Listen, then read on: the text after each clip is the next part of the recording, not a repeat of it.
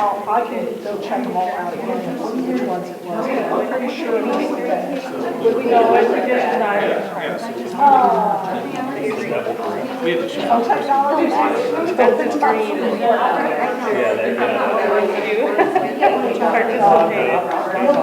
We're trying to hit the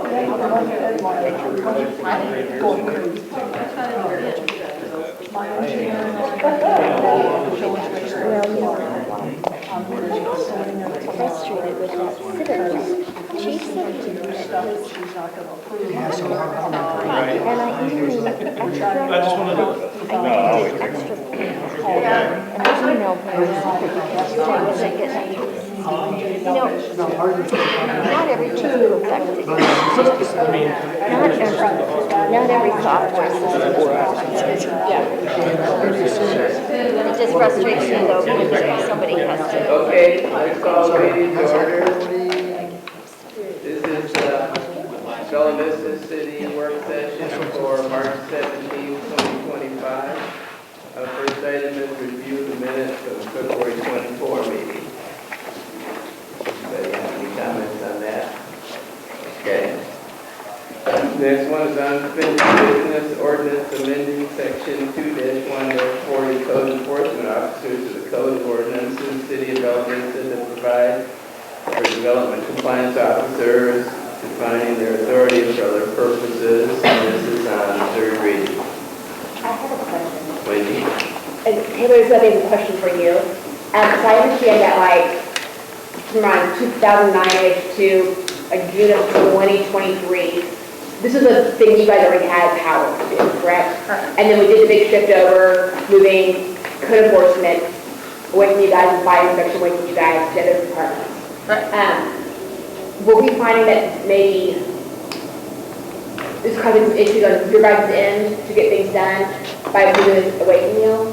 Yeah, basically increased internal procedures, duplicating efforts, things of that nature. And so we're just asking to get it back so we can line out those duplicities and smooth out the internal process for staff. Okay. Why was it moved in the beginning? I can't answer that. Why was what moved? What was originally moved? Everything? Yeah, at one time, we had all the code enforcement and building inspectors, it was all under Doug Tapp, and we were moving things to different areas to, I guess, make the job less than it was. And it was my perception that some of the management quality was high in those other departments, like the police chief and the fire chief. And a lot of the other cities had the building inspectors under fire. There's more of a similarity or consistency there than you would think. So that's why I moved the building inspectors under there and moved the code enforcement under police. And I think it's worked out well. Talking to other mayors, a lot of mayors are reluctant to move the code enforcement under police because they think it's too scary or whatever. But our police seem to be able to work in a restrained manner, so I think it's worked out okay. They're very big believers in getting compliance rather than worrying about, having a contest to see how many citations you can give.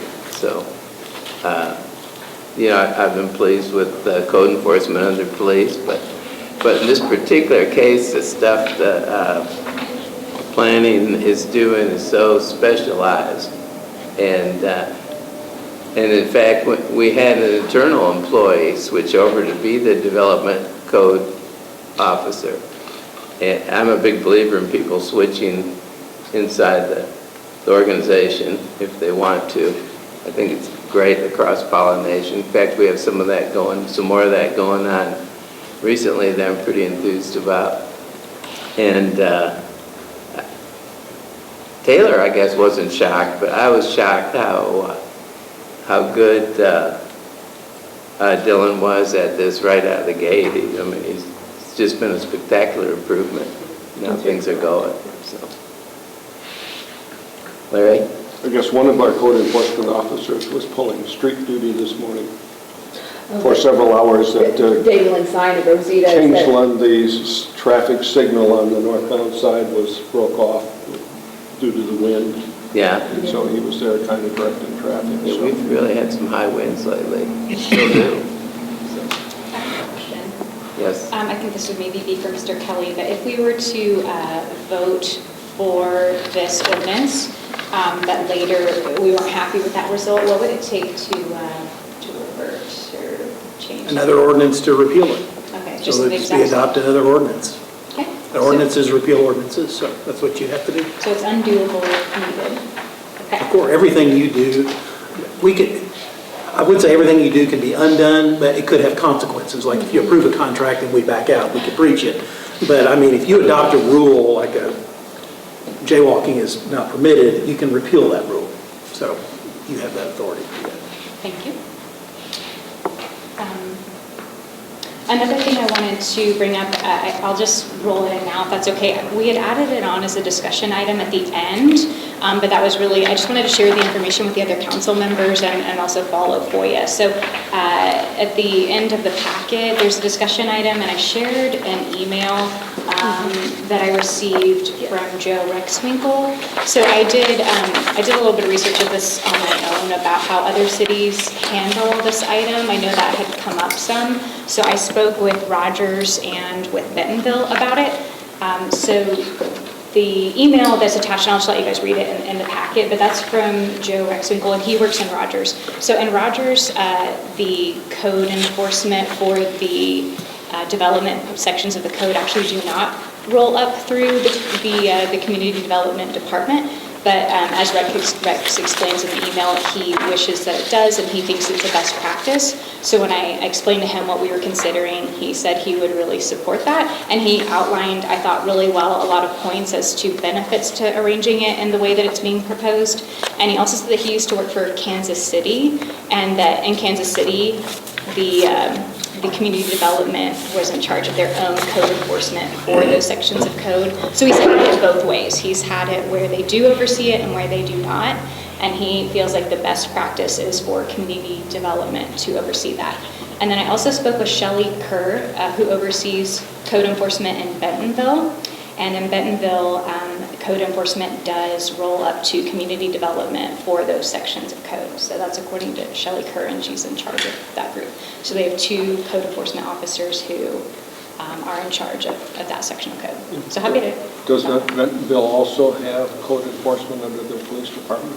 So they also have that as well. Yes, they have both. But they do have the code enforcement under planning and development. Yes, they have 2. I talked to them, I talked to Bentonville as well, and they said that only the code enforcement under the police have authority to issue citations.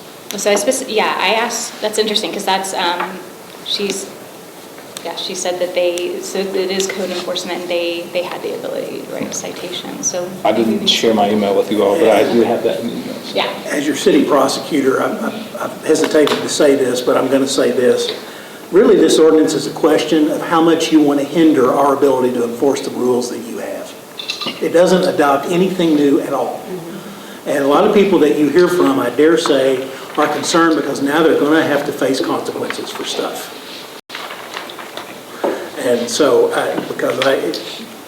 numerous times, we just have a tough time. We've always had a tough time, so I'm not going to, but it really is a matter of how tough is it going to be on us to enforce the rules that have been adopted by us. It doesn't do anything different than what's already on the books. That's it. Some of the notice of violations that I've seen that people emailed me were, a short-term rental that had 4 bedrooms and advertised for 8 beds, and they received a notice of violation for advertising for 8 bedrooms. But that's not the case. They would just have 2 bedrooms or 2 beds per bedroom.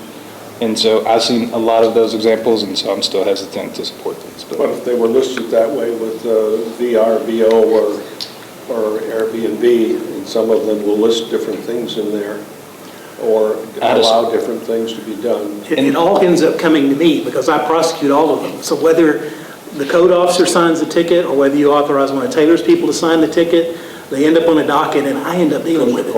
And if it's a case like you're talking about, then I'm going to dismiss it. Hopefully it wouldn't get to that point, though. I understand what you're saying, but I will say this, and I'm not, again, you guys get told things that aren't necessarily the case all the time. You get told things about what the staff has told you, and it is not happening. So I don't want to get into specific examples. Am I overstating that, Taylor?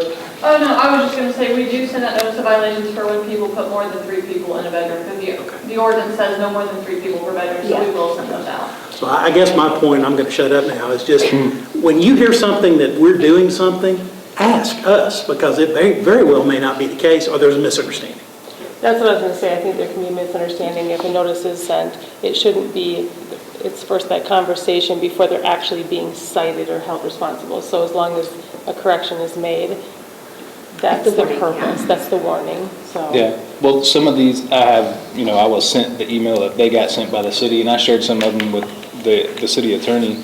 And also, I'm fairly knowledgeable on short-term rentals. I own a couple of them here, so the screenshot of their Airbnb listing was in the email, so it could have just been a mistake, and obviously if it goes to court, it would be dismissed, but I'm very worried that it will create additional lawsuits for the city. So.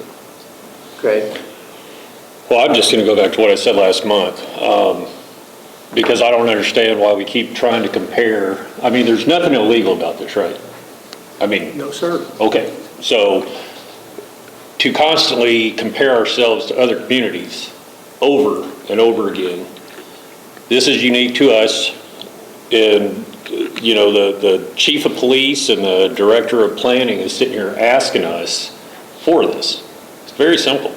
If it comes into a situation where somebody wants to sue the city, well, there's Jason. So, I mean, that's, I don't see people lining up at the door to sue us.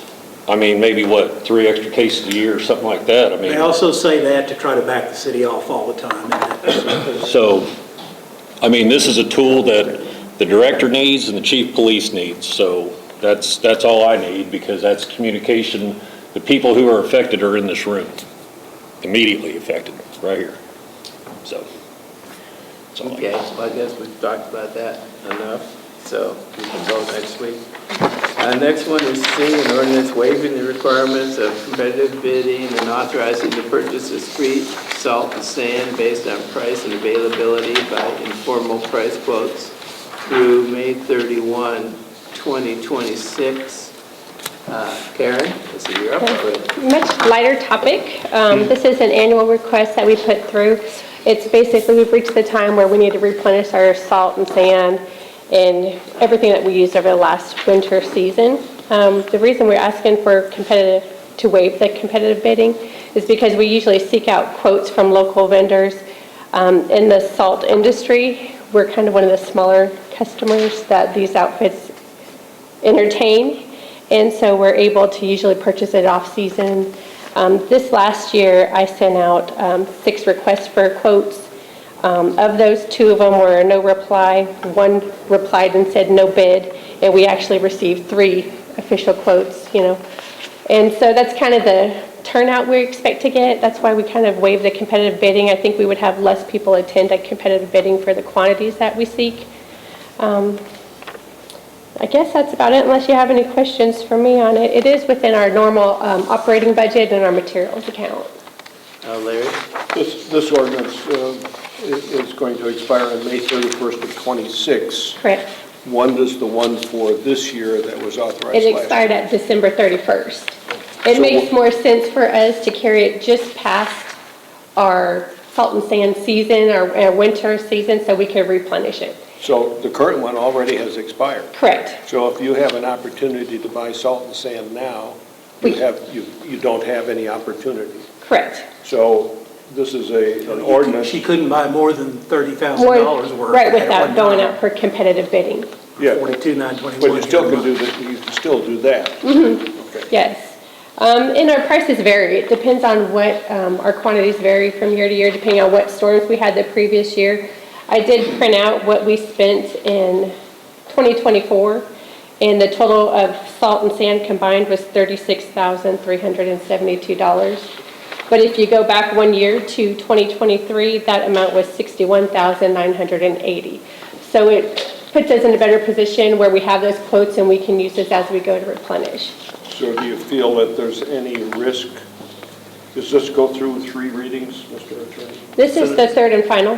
She's asking to go to third and final, so it would have to go to third and final unless you want to think about it. Need to add an emergency clause is what you're No. asking? No. No emergency Just suspend the clause. rules. Just go to third and final? Suspend the rules. It's not We'll get that for next week. not an ordinance of general and permanent nature, so. Okay. Yes, and I added that in there. Did it show up? But rule suspension to go third and final would be appropriate to make this happen next month, or excuse me, next week. Okay. Any more questions? Thank you, Karen. Thanks. Next one's an ordinance authorizing the mayor and city clerk to enter into a contract with Forbes Mazars LLP in an amount not to exceed $51,000 for audit services for the year ended December 31, I think that 2024. Mayor, this is actually a resolution. The resolution is in the packet, but somehow on the agenda it's listed as an ordinance, so we need okay. to fix that. But it is a resolution. Okay. Jason, okay. Is I don't know what happened there. It's a little checkoff box. I probably didn't go back and check. Okay, Put in as an but ordinance. just put it for resolution It's a for next week, resolution. okay. And it is 2024 because it's last year's audit. Yeah, that's right. Did you want to say a few words, Kim? Do you have any questions? Some green words of wisdom. Any words of wisdom? Vote yes. Is this- Otherwise, we're deep doo-doo. Well, yeah, that's just a quick question. Is this something that we do each and every year? Yes. We have the audit. This is the first year that we've done the bigger audit, the gap audit, that we're required to do for the new debt for the fire station remodel. So this is a much more advanced audit than that. So it's somewhere between $10,000 and $15,000 more expensive than it was last year.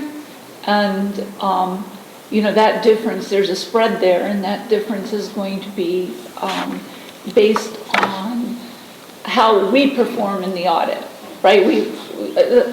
You know, I don't know if you guys remember, but when we talked about the new debt, it's a much more complicated audit. What you're saying is it's a higher level quality that we're Correct. getting, right? Yes, and the challenge for us is all about the fixed assets, right? Because we haven't, if you go back and look at prior years, you're going to see that fixed assets are a footnote in the audit, right? And this year, well, there'll be all these new schedules. I can't wait for the meeting where we give you the audit this year. You guys are going to be, your head's going to go, whoa. But not only is it a footnote, it's an audited footnote, and it gets put in certain other schedules. So it, you know, that's the big one. That's a pretty big deal. Any other questions? Larry? I guess one more, since it's a more complicated and more thorough audit, did we budget for this amount? I think I budgeted for, I think I budgeted for 40, I think it would have been 50. I know I budgeted for at least 45, but I think it was 50. It wasn't last year's number with a little increase, and that is what I'm asking. No, Okay. no, they said it will be at anticipated. least 45, maybe 50, and so I think that's what I budgeted, was 50. Good question, though, thank you for asking. Okay, I guess we're all set, thank you. The next one, Resolution E, is been knocked out. And the reason is we had another bid that was so low it didn't have to come before council. I guess an observation was that I didn't see a tabulation of the bidders that were invited and the bid amounts that were entertained in this process, and I think it should be a standard procedure that you Be an require that. attachment, yeah. It's just good policy and good practice. Having played the role of department head in the city, that was the routine thing that every department head was expected to do as part of their job. Yeah. There's a good record-keeping process for the electorate. So I can tell you, one bid was about 90,000, one was 58, a little over 58,000, and the one we took was 28,000. And all I'm suggesting, Chief, is a schedule that says these are the bidders that we invited, and this is what they bid. If they had no bid, then there's no bid. Yep, we can do that. Yeah. I didn't, And that's just- not what we've done in the just past, but we can do provide a good that. documentation that's ready and easy to provide to anybody. So we can go back to the 58,000 that was on the original agenda. No, I'm not suggesting that. I'm only suggesting that you do a record-keeping thing. Go on. Just saying. I think. Okay, I'm next. The point is, since it was 28, y'all would never, it wouldn't be in the That's right. agenda. Right, but the It wouldn't record have made should it. still be there. We've got, Steve, you can talk about the Yeah, I record. got you, Chief. yeah, got you. Okay. Question. Shay? Do we need to, so since item D is now a resolution, should we discuss whether or not that can be added to the consent agenda? Or do we just assume everything? I don't know how we're going to handle that. I was gonna, thank you for bringing that up, because when I went through my list, I saw ordinance and I skipped over it. But is there any objection to putting the audit contract resolution on the consent agenda? Okay, then we'll just kind of do that, we'll check it off, and we'll put it on the Okay. consent agenda. Good point. Okay. Shay? And we can kind of do that as we go through the list. Okay. F is, thank you, Chief. I got the next two. Oh, you did? I do. Popular F guy. is awarding bid and authorizing the mayor and clerk to enter into a contract with Superior Automotive Group in the total amount of $56,234.14 for the purchase of one Chevy Silverado 1500 four-wheel drive pickup for use by the fire department. Okay. First of all, this was out by competitive bid. I feel pretty strongly about going out for bid, even though we know that this is, pretty much the only provider for that type of vehicle for the fire department, or has been in the past as well. There was competitive bid through the competitive bid process. The bid was $56,000, but if you take off the uplifting, the emergency uplifting on it, which you and I talked about, the emergency lighting is about $48,000, minus several things that we have to have, like towing packages and special. It's a special service vehicle, so it's got wiring that's tied to that vehicle, and that's an extra cost. The engine, I think, going from a 6-cylinder to a V8 is a little bit more, like $2,000, close to $2,000. So it's a little bit different than what you might have seen in the past on some of the stuff that Chief Graves has bought. But this is what we use. We have to pull a lot of trailers and equipment at times, and so we try to make our packages to where they can do that. So, but that's everything, included everything, so we can get the taxes or no taxes paid on and so forth. Is this replacing the current? It is. It's actually replacing a 2010 1500 Chevrolet pickup truck. So we've had really good luck with Chevrolets, and you'll see as the next one, our Tahoe. We're replacing the 2011 Tahoe, so we have really good luck with our Chevrolets, Tahoes, pickup trucks and stuff. Very low maintenance on them, but they're just getting up in mileage. I think they both have 144,000 miles on them. And the So one it's in time. G is replacing something that's really old too. That's correct. It's a 2011 Tahoe. We're replacing it. It's got 145,000 miles on it, I believe. We We're just actually now getting. met with a vendor last year who had a theory of leasing vehicles and keeping them just a short time when their value is still really good.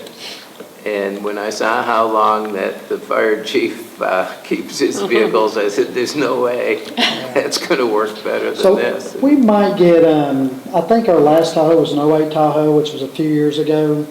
I think we got around 5,000 or 6,000 for it when we sold on gov bid. So we'll get somewhere between there, probably $4,000 or $5,000 probably for the. When you put them up for auction, most people believe that since they're from a municipality, they are maintained well. We've had really good luck with that on vehicles Yeah. anyway. Well, the fire That's usually the department opinion that's there, and that's not always true, but usually it is.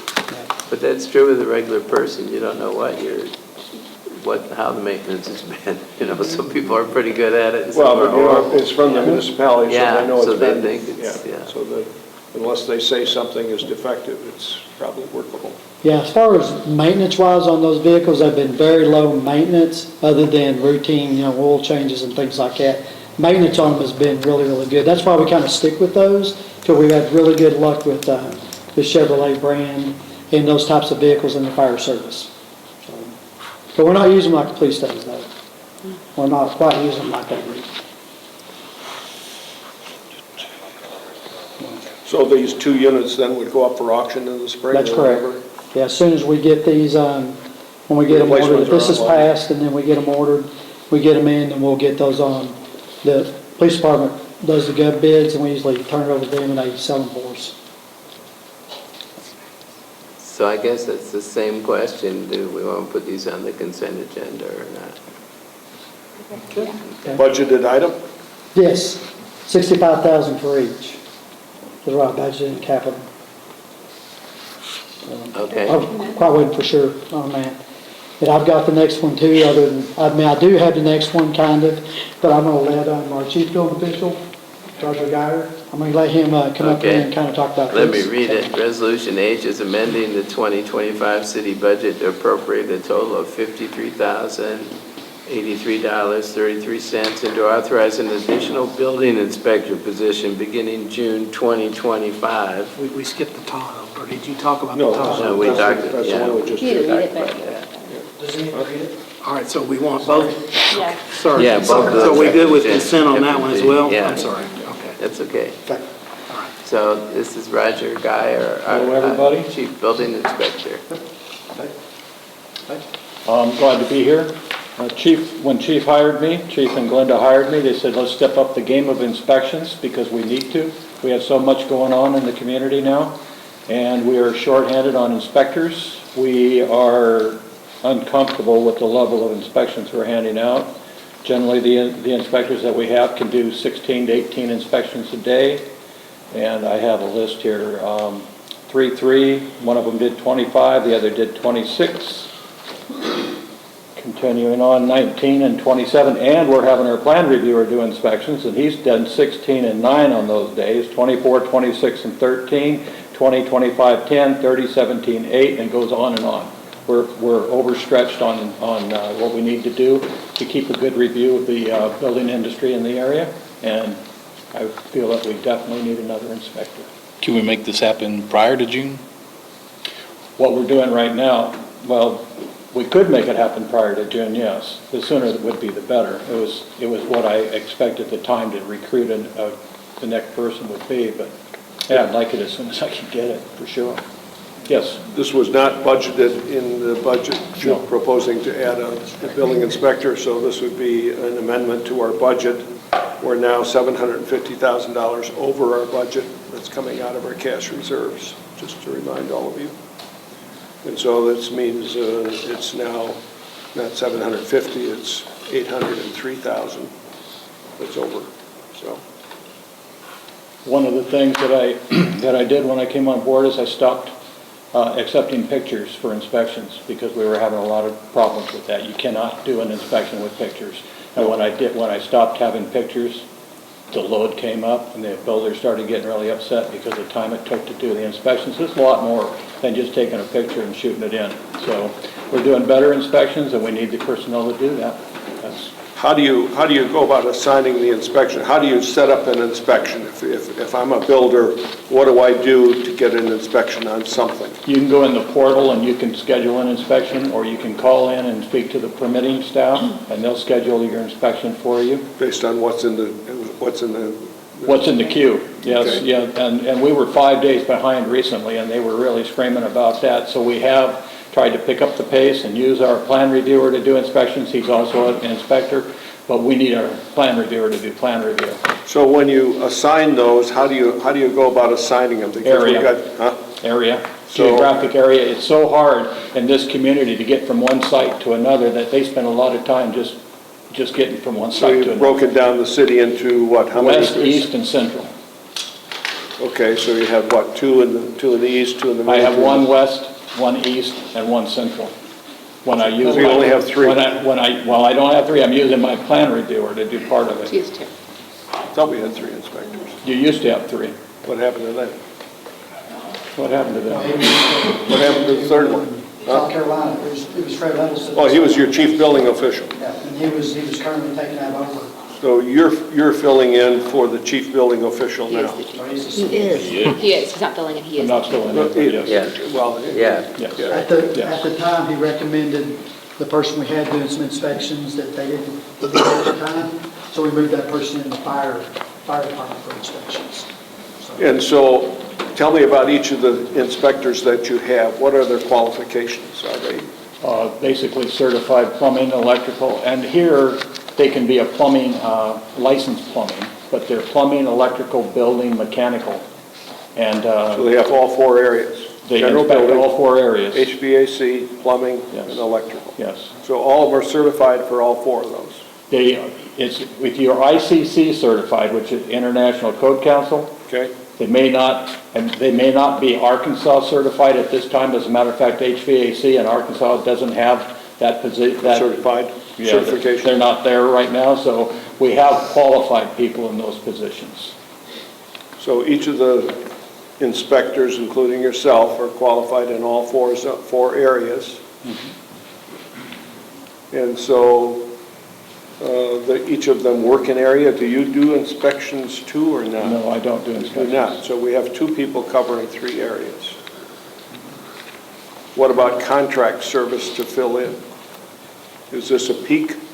This is we're in the springboard of what we're going to be doing. This is not a peak. This is the beginning of by increasing the comprehensive review of the inspections, that alone should have brought another inspector on board. Doing picture inspections is a problem, and it will be a problem, and it will cost a lot more than hiring another inspector should we continue to do that. Not only that, it's not reliable. It is not. You cannot tell if a pipe is going downhill or uphill in a picture. So yes, it was pretty surprising that we were doing picture inspections. I stopped it almost immediately. Can I ask, how many, Shay? thank you, Sam. How many times is a building inspected? You can have, it depends on if they're going to pass, of course, but you're going to have a footing inspection, you're going to have an underslab plumbing inspection, which can be a part of a pre-slab inspection. You're going to have retaining wall inspections, which are separate.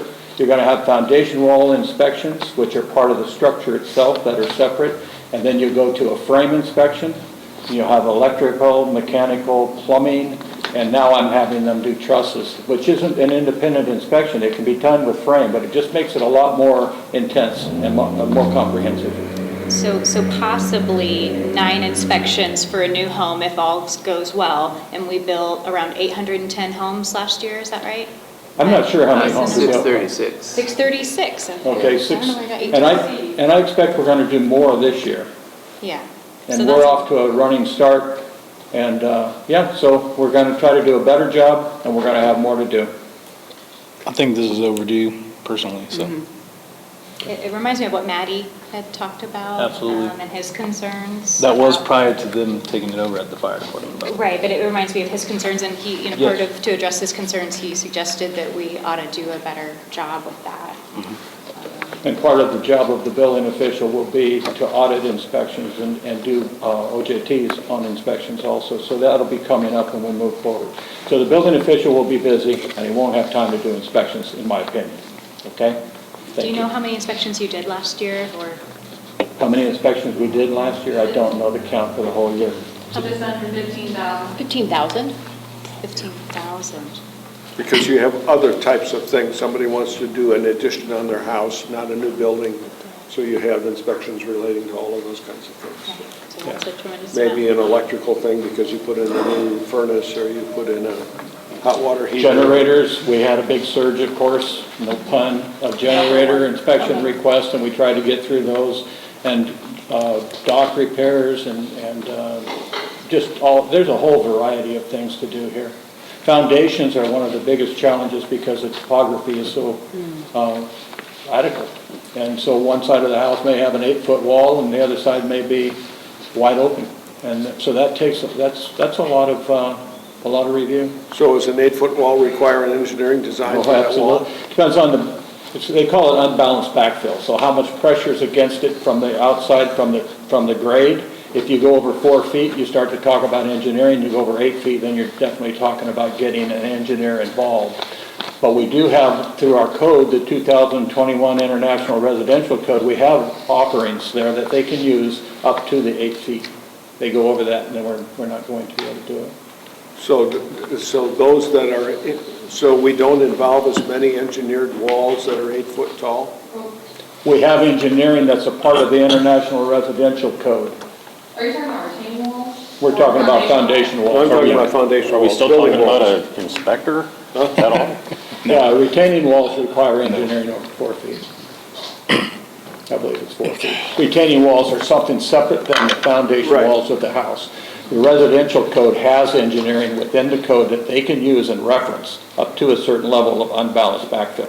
And if they go above that, they have to have an engineer, and they have to have the engineer inspect it too. So you require submittal of that engineer's report that he's inspected it, And it's okay? if they're involved, if they have to be involved in it, then they'd have to give us a report, yes. Okay? Thank you. Thank you, Roger. My inclination is not to have that on the consent agenda since it's amending the budget and all. Yeah. So I did want to make one comment. It was very accurate what Larry said about the 750,000 over budget. That our budget is 750,000 out of whack. Our director of finance believes that we're not going to use any of that 750,000, and in fact, we'll break even. But I am feeling the heat on, this is an example of adding 53 grand. This is not the last one. We'll see more of them, you're saying? Yeah, there's some things, well, like Oldham Road, somebody's going to talk about that later today. There's things that are happening. So we're going to give it our best shot. Anyway, next one is Resolution I, approving the mayor's reappointment of Deborah Teitzer to the Bella Vista Arts Council for a 3-year term. She's the chairperson of the council and has been a real mover and shaker, I guess, in moving it forward. I actually talked to her shortly before the meeting, and she's got a really bad cold. There's kind of a cold going around. I happen to know a lot about this because my spouse has it, where you're real bad, then you think you're better. Oh, boy, we're better. Then the next day you're bad again. It's the weirdest thing. Anyway, she's got one of those. So she might be able to come next week for the regular meeting, so, In reference, she's done a very good job in the past, I think. yeah. My humble opinion. She's also just, she's like the Arkansas statewide arts representative for women this year. Very impressive. Yeah, she got a new job this It's a last year, being national- over the whole state. National position. Yeah. So should this be a part of the consent agenda as well? Should this be a part of the consent agenda, appointing her? Except for the people on council, yeah. Okay. Consent agenda. So, Okay, next one is J, a resolution amending the 2025 budget to recognize and appropriate an additional $101,000 in grant revenue from the Arkansas Department of Transportation and the Walton Foundation to fund 100% of the active transportation public outreach and education project. Taylor, do you want to talk about this? So last year, planning and active transportation applied for 2 grants. One would be, well, technically we applied for 2 and was denied one, but we applied for the RDOT Transportation Alternative Program grant to do a public outreach and education for active transportation safety in Bella Vista. We also applied for a planning feasibility study along 71, but we were denied that one. But we were granted, we found out this January in 2025 that the board did award us the $81,000 or 80% of the project cost, which that was 81 flat. And then Walton Family Foundation awarded us the 20%, so that way they covered the city's portion. So the city will not put any of our money into this, we just have to appropriate the budget, so that way it's balanced. The Walton family has already sent their check for their portion, and then, so that will be paid up front to use for the project once it starts, and then the $81,000 will be reimbursed upon use. We do have to pay the 1%, which is like $810 as well up front, but that of course will come from the $20,000 we have. Project slated to start in April. We should get our agreement from RDOT the first 2 weeks of April for us to consider and sign, but we do have to have it back to them by April 28th. So that way we can start the on-call services to get the project started to use the TAP grant. So wanted to get this part cleaned up in March, so that way in case we do get that agreement the first or second week of April, we're good to go. I'm happy to take any questions. what's the timeline on completion? What's the timeline on the project? What's the schedule say? The schedule, the scope, and the agreement have not been agreed yet. That's what we're waiting on. So you don't have a timeline in the application? It's going to take 6 months, 8 months, 12 months, 15 months? It would be, I would, just telling you off, off the top of my head, it would be like a year max. It's just education and outward, basically communications efforts. They're going to partner with our communications director, be on call. They're not really engineers, on-call consultants to produce education, like pamphlets and graphics and things like that, as well as maybe some public outreach, things like that. So I wouldn't imagine it would take longer than a year, but we have not finalized the scope or had the mayor sign anything yet for that. So we need to do a request for proposals for professional services? No, we won't have to because RDOT has on-call for this specific thing. So RDOT will propose, actually, they'll assign us, essentially, they'll tell us who we're using for this. Oh, they have people already qualified, or? Yeah, they already have contracted on-call consultants for this, Okay. so. Did you?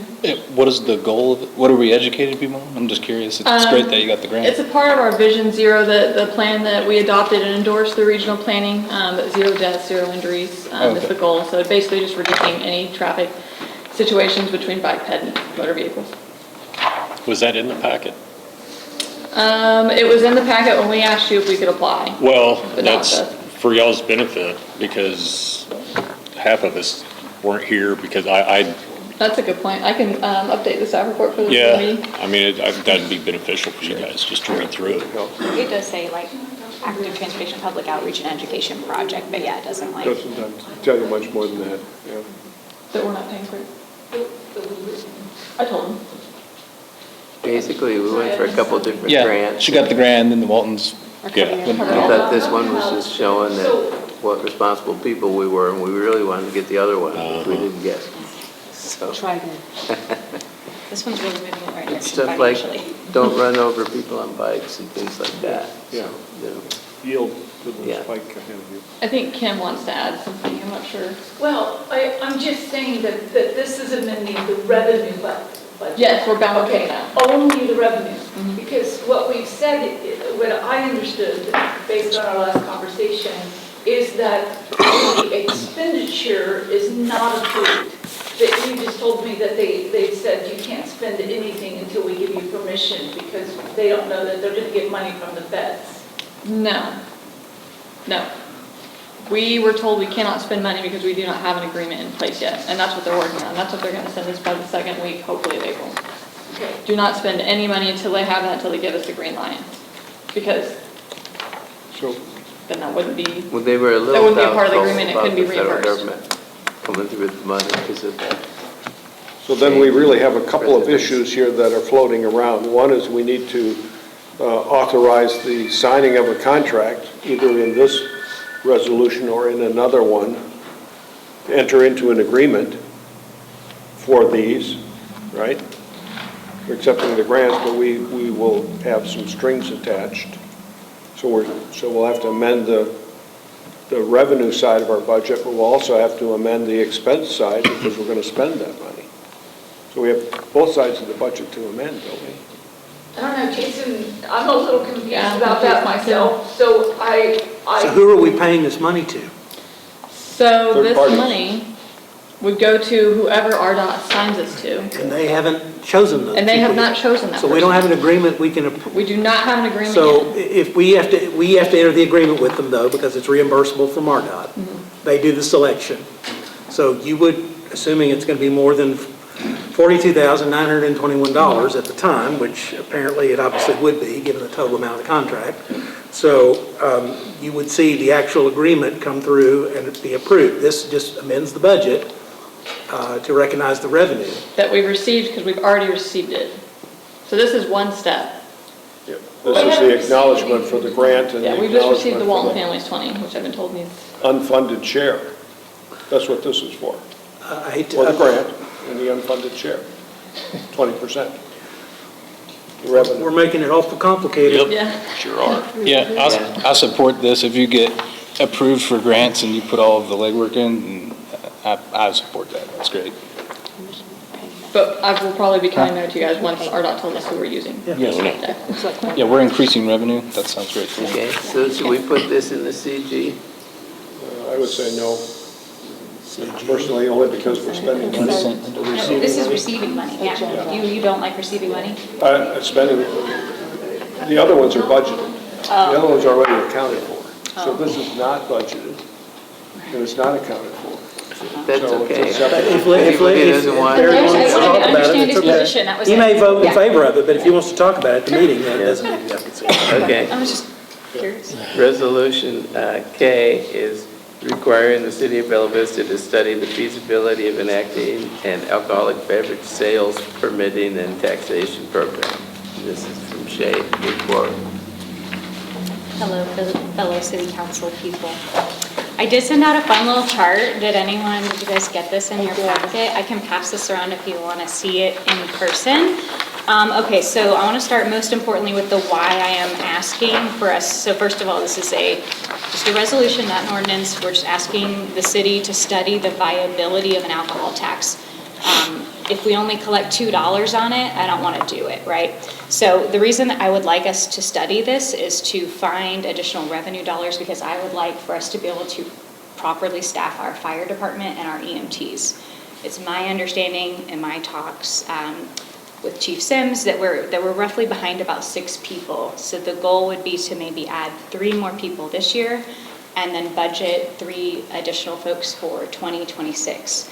It's my understanding they don't work for free and that does require money. And so I would actually invite all city council members to help me solve this issue. I believe it would cost roughly $500,000 for these 6 personnel. And so my idea is to just study the viability of an alcohol tax as a proposed and potential way to be able to fund these additional personnel. But I'm open to other ideas as well, if anyone has any. Can you explain an alcohol tax? Is it for purchase at retail, through restaurant? How does it How does that get? All the above. Yeah, I would love Okay. for the study to include maybe, and I'll work with Kim if we end up passing this on maybe some potential parameters, but whether that's package, whether that's hospitality, whether that's business permits, all the above, any of that, a mechanism of how we would collect that. Do we know like the cost of a study to do this? We're going to do it in-house. In-house? Yes. Yeah, I love revenue. Great. So- And I also just wanted to make a couple of notes on why my ask is, and I know Chief Sims is here as well, so he can also make the case, but just if anyone has any questions about why I feel like our fire department EMT are understaffed, obviously we all know that our city's growing tremendously, and I do have just a couple of stats. So in 2019, we had an average of 9.5 calls a day, but in 2024, we had an increase of 12.9 calls a day, so that's a 35% increase from 2019 to today. So one, I would say we need the additional people because we have a higher amount of calls. Number two, just number of all calls, and I know Travis would know about this and Chief Sims as well, but a number of all call would be when we don't have enough personnel, so they're calling in folks who are off duty to come in. And I feel like the number of all calls are awfully high where we're running out of staff at our stations. So in November, that happened 10 times in the month. October, it happened 7 times. June of last year, it happened 15 times during the month. And in February of 2024, it happened 8 times. So it's happening frequently, many times a month, where we're running out of staff at our stations. And then lastly, I've spent some time touring our new fire department at City Hall, and when I was able to speak with some of our staff there, they were just really tired. An average, from what they explained to me, an average shift now versus several years ago, the percentage of time that they're out on a call is a lot higher, and the frequency that they're being called in while they're off work is a lot higher. They just seemed very tired to me. So I would like to support them in whatever way that looks like. So there's kind of 2 separate issues. I do want our city council to know that I feel like there's a staffing issue. And to be transparent, I don't feel like any particular person is against staffing them. I don't think that anyone has denied them. This is simply a funds issue, in my opinion. And so, again, I'm just taking a stab at potential ways that we could have the funds to support them better, and just making the case that I really think that we should heavily consider staffing, creating a pathway to better staff. But the funds would not, they go to the general pot. It would not be, hey, this is only earmarked for Goes to fire. general. Yeah. I had a couple things. I asked the fire chief about this because we added 3 people this year, and he thinks that's 3 out of 6. I guess we're talking about 3 more. Yeah, well, we had the budget in '24, I was gonna ask for 3 mid-year, I got turned down those positions. Yeah, That would have been part of the 6, and I was gonna ask for 3 next year. yeah. Like 9. So, just another real quick thing here, is in 2024, Bentonville Fire Department with an engine or an ambulance covered us 27 times. That's more than 2 times a month. We had another city covering only the coverage in our city was Bentonville Fire Department. Okay, either an ambulance or an engine. And another ambulance was covered by a private ambulance service, Patrick, coming and covered. And out of those 27 calls that Bentonville come in and stood by to protect our city, they made 7 calls within the city. So we have another city coming in there that cover our city. So most of the time, we don't see a whole lot of that, especially when you're full-time service for a city trying to protect their own. So, Yeah, also everyone should take into account the amount of times that we have overlapping calls, or the amount of high acuity calls. For example, if you were to, work a car accident with a patient entrapped and have to do cardiac arrest, that takes a lot of people and a lot of time, and they can't respond to other emergencies. And in Bella Vista, I think it's probably more important than somewhere like Bentonville. You can get from one side of the city to the other pretty rapidly, but here in Bella Vista, I don't know what the response times are bad. And if we could improve the staffing levels, we could probably at some point reduce the ISO and save property owners on insurance. So it's good for everybody if we could figure that out. But I was wondering how impact fees for tourism, if the bike park goes in, that might help us maybe, I don't know. Yeah. The reality about the ISO rating, though, is that it's going to cost us a lot to get there, to improve that for the little benefit that we really realize. Definitely another fire station. You're right, that's exactly right. On another note, yesterday we had a working structure fire, about 10 o'clock last night, on top of 22 calls. They only work 24-hour shift, folks. 22 calls, one of those was a working structure fire, it took probably about 2 to 3 hours to handle. Was in that 16, timeframe. your first alarm, 16 people? 16 people. Well, we did have a lot of overtime in 2024 in fire, And that was covering. more than we had deficits. budgeted for. And I was curious to see if adding in 3 people is going to help with that or not. We'll find out at the end. Right now, it's not. Yeah. But, I mean, hopefully we'll get, because I've got to get people trained too to get in those positions. And you're going to need another fire station at some point, and that's going to need people. Is that in the number you're giving now? No, that's- This is me trying to I solve. didn't think it was, I just was That's trying to what make that 12 more. people or so. Or fire, or $500,000 or $1 million fire trucks. And with our population growing, we also have an older population than the average of Arkansas, so we do see a lot of ambulance calls. I know our previous city council member, Mr. Snow, shared a story with me where his wife was having a medical emergency, and there was not an available ambulance, and so one of our fire department chiefs just hopped in a fire vehicle. Sorry for my lack of precise language. And he gave life-saving care to Mr. Snow's wife. But it is concerning the amount of times that we're running out of staff or vehicles. And so I also just saw a level of fatigue in our fire department's eyes when speaking to them. I think there's a certain point the overtime stops being worth it, and they really are just asking us to invest in giving them the appropriate head count to reduce that fatigue. So I don't know about you guys, but when I call 911, I'd rather someone who's not completely exhausted take care of me and my family, or them not come from Bentonville. For them to come. Or for them to come. Yeah. And I know they're very dedicated to the cause. Again, no one, I just want to say, I don't feel that anyone has blocked this or said no. I just think that we need to pave a way. And so I think part of that is considering other streams of revenue. So on this chart that I did include, I did call out cities by their size. I know we get exhausted with city comparisons, but we are the 14th largest city in Arkansas. And we have a revenue of $669 per citizen. And as Karen would scream, we have 45 square miles and 550 miles of road that we're working with there. Sherwood, Arkansas, they're the next largest city, and they're working with $1,149 per citizen.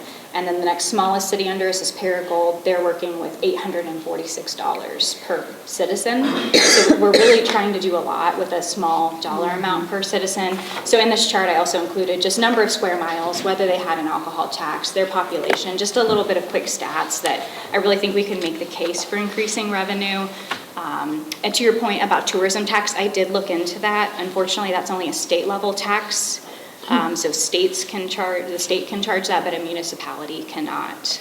But I did speak with some of our state representatives about possibly making a path for that in the future, but not anytime soon. It's not on the agenda, but could we ask Taylor maybe her opinion on the impact fees from the bike park? Because it might help with this. Well, I was going to say, it just happens, it was going to come to council next month, but I was refreshing on the impact fees. We used Carson Weiss, and it happened that Peter Christie made me the point person on that. It was 4 years ago, and things changed. So at the time, he told me every 3 to 5 years, you should look at it again. And I thought it might be, I contacted him recently, and he's ready to go. But we just got his proposal yesterday. And so I was going to bring it to council in April and have them look at all the impact fees, the whole thing. The idea being that we'd come up with a higher number than we have right now. Our numbers were pretty modest, and there was no complaints about it. It was about $1,100 a house for a new construction, single-family house, and there's different ones for business and whatnot. But, so that's very timely that you brought that up, actually. But impact fees only, they don't help with personnel, they only help with physical equipment. Only, yeah. Yeah. Infrastructure.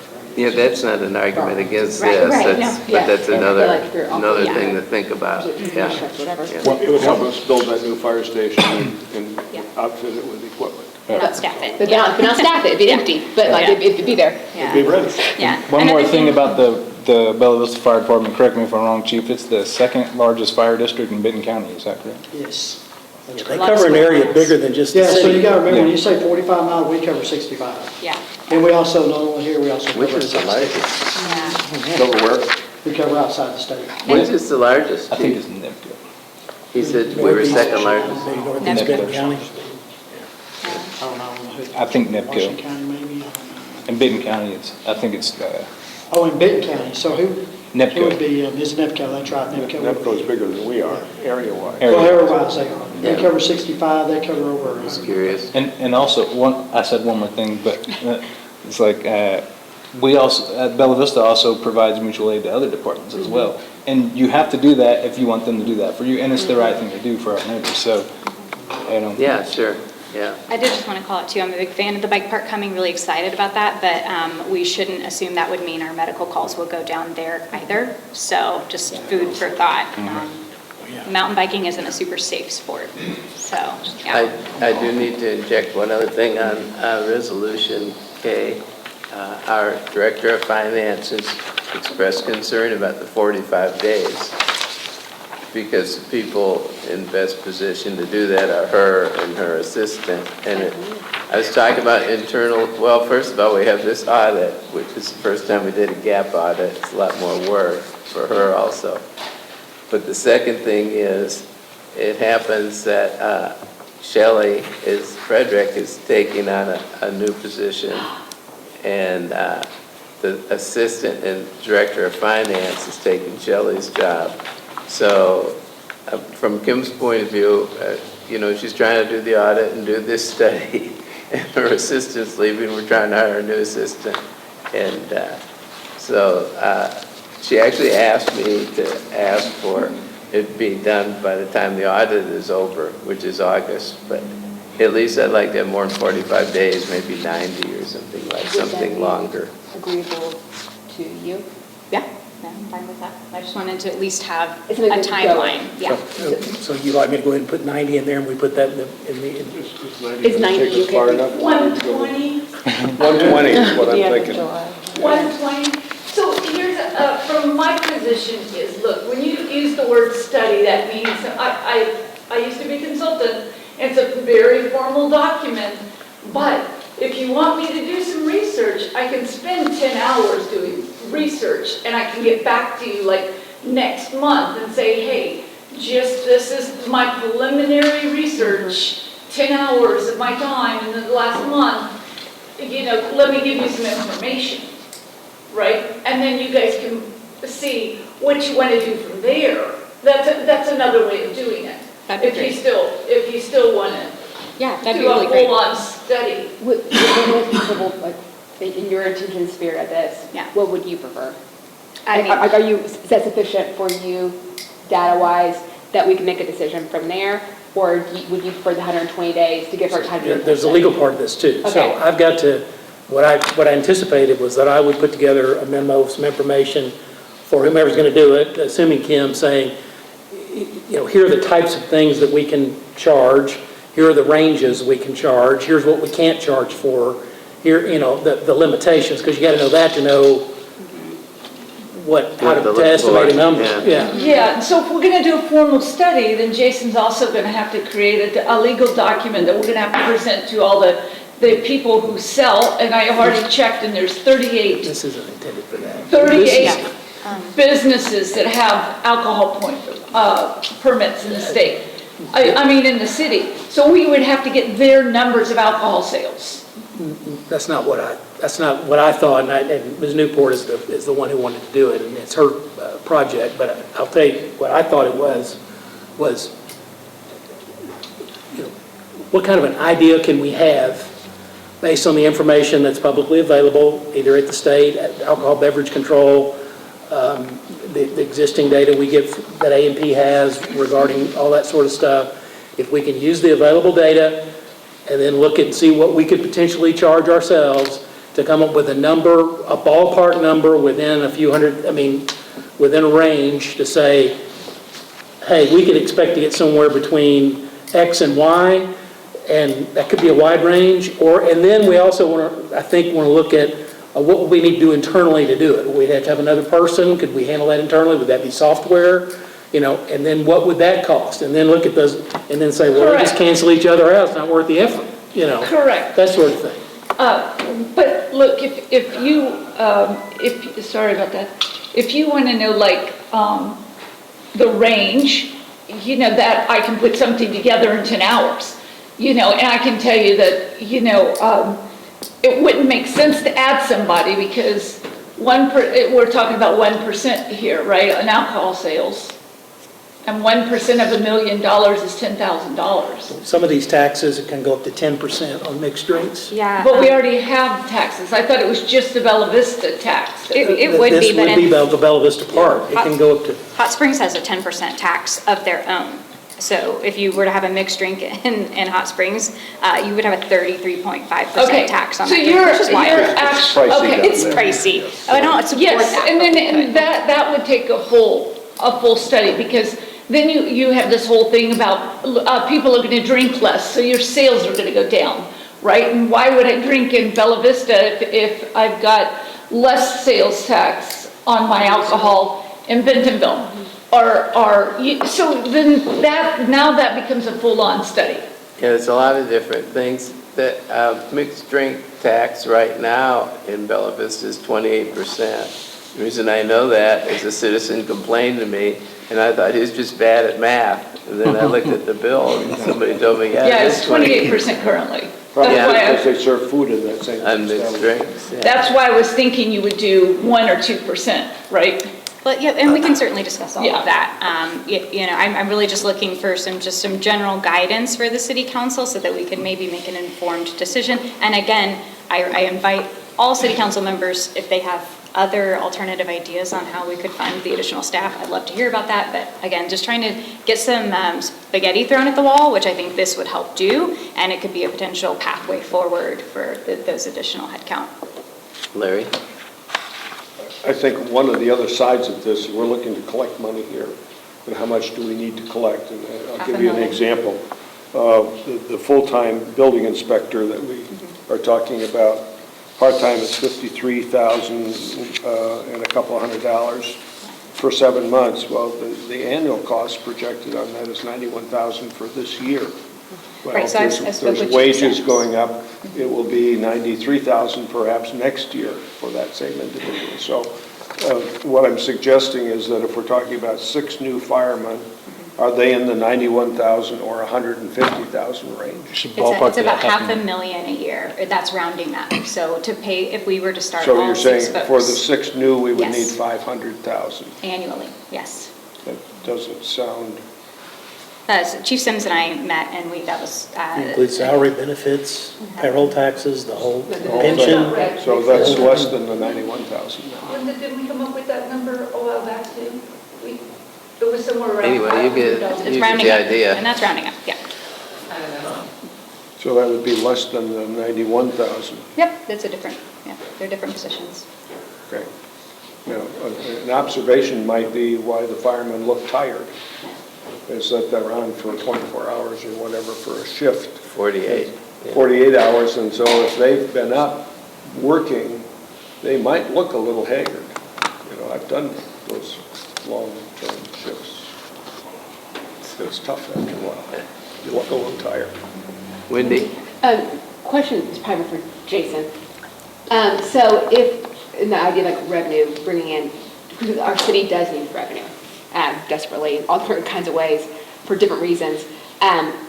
Something like entertaining like a ballot initiative like Sunday alcohol sales. That's a different, okay, so on that particular issue, just to authorize, say, retail sales on, you could buy beer and wine at the convenience store on Sunday instead of at Walmart, or except we don't have one. But Harps. Harps. That is a citizen-initiated petition process. So I think the way this happens in other towns is you may have some owners of some establishments that work together to get some petitions signed. Once they get enough signatures, which I believe is 10% of the total number of voters in the last mayoral election, general election, and I don't know how many total voters we had at the general, but 10%. We had So- 20,000. So it's a significant number of signatures. Once they get that, they present that to the city, and then the city adopts an ordinance to send it to the voters.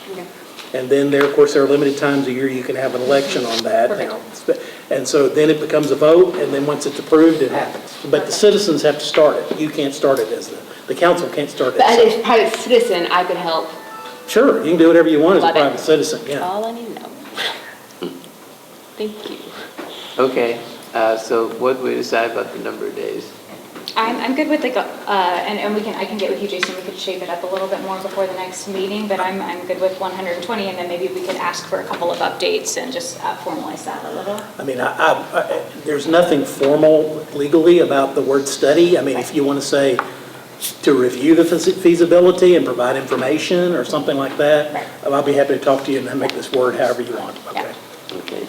Any other questions about it, or is everyone? That was lovely.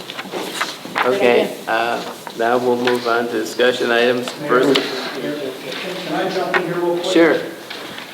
It was brought to my attention prior to this meeting, so I didn't get a chance to put it on your agenda, so it's not on your agenda, that I made a mistake in February's city council where the resolution was passed by council in February.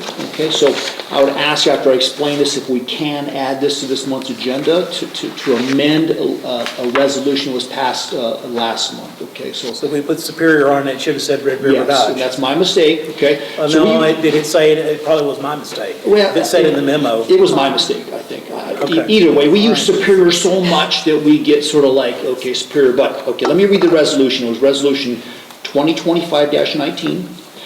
It read, and this is what council approved, it read authorizing the mayor and city council or city clerk to enter into a contract with Superior Automotive Group of Siloam Springs pursuant to a state procurement contract for the purchase of one Ram 1500 4x4 pickup truck in an amount not to exceed $40,500 for the use by the Code Enforcement Division of the Police Department, and this was budgeted within 2025's capital budget for the police department. I would ask that a resolution be put on this month's agenda, if council approves it, to keep, just amend that resolution to read, it'll be purchased from Red River Dodge, okay? Everything else remains the same. My mistake, I put Superior, in reality it was Red River Dodge. We're not going to lose out on this vehicle, are we? Well, if it's not done this month, I might, that's why I don't want to wait till next month, that's why I came up here, because they have the vehicle waiting for us. They'll hold it, until this is approved next week, okay? But I just asked that amendment's made, if we could do that. I'd be good with it on the consent agenda. Okay. Yeah, perfect. Budgeted. So Jason, will you put that on? I will. I need to just make sure I know which one to repeal when I do yours, but I'll straighten it out. Yeah, it's 2025-19. Okay, thank you. Hey, if that was on me, if you put that in the memo and I missed it, that's highly likely that could have happened. Did I put it in there wrong? We're all gonna make mistakes, I might have. I think the information. We all you make just stuck It's an easy with, fix. right? Actually, Jason, I'm gonna let you off the hook, my memo does say Superior. My Okay. memo does. So it was my mistake. All right. Okay. The data was I there. don't want anybody taking blame. It's just me. I was going to say, I'm not going to fire either one of those. You have to make more mistakes than that. Okay. Discussion items. First one is Oldham Drive, laboratory testing results and repair. Very inexpensive mistake. Looks like Dan Downey. Yeah, I got this one. We got our You get all report the in, easy ones, right? Terracon on the Oldham Road failure.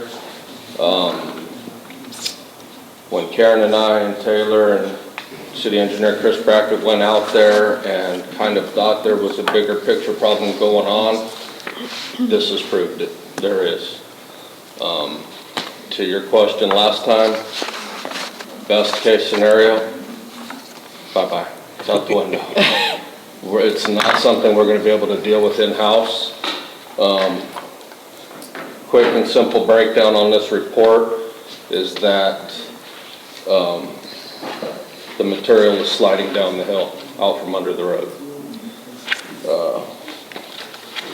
Quick graph here that they did for us. You'll notice here there's two different fill types sitting on top of rock First fill type is anywhere from 3.5 to 5 feet deep, and it's a silty, gravelly sand fill. Second fill type goes from there down to the 11.5, 12 feet where they hit bedrock, and that's a clay, sandy mix. This area in green here is the area that's sliding down the hill. This slope is a 1.25 to 1, almost a 1-to-1 slope. It's very steep, and it's not adequate fill, and it's sliding out. So Karen and I and Chris Brackett, the city engineer, sat down with Terracon, went over all this. They had a couple of different solution ideas. Two of them are kind of a fix, but for who knows how long, not a permanent fix. We'll ultimately end up sliding again.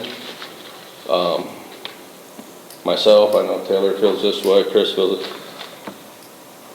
I'm not going to do something that's going to get me through my career and then fail somewhere else down the road.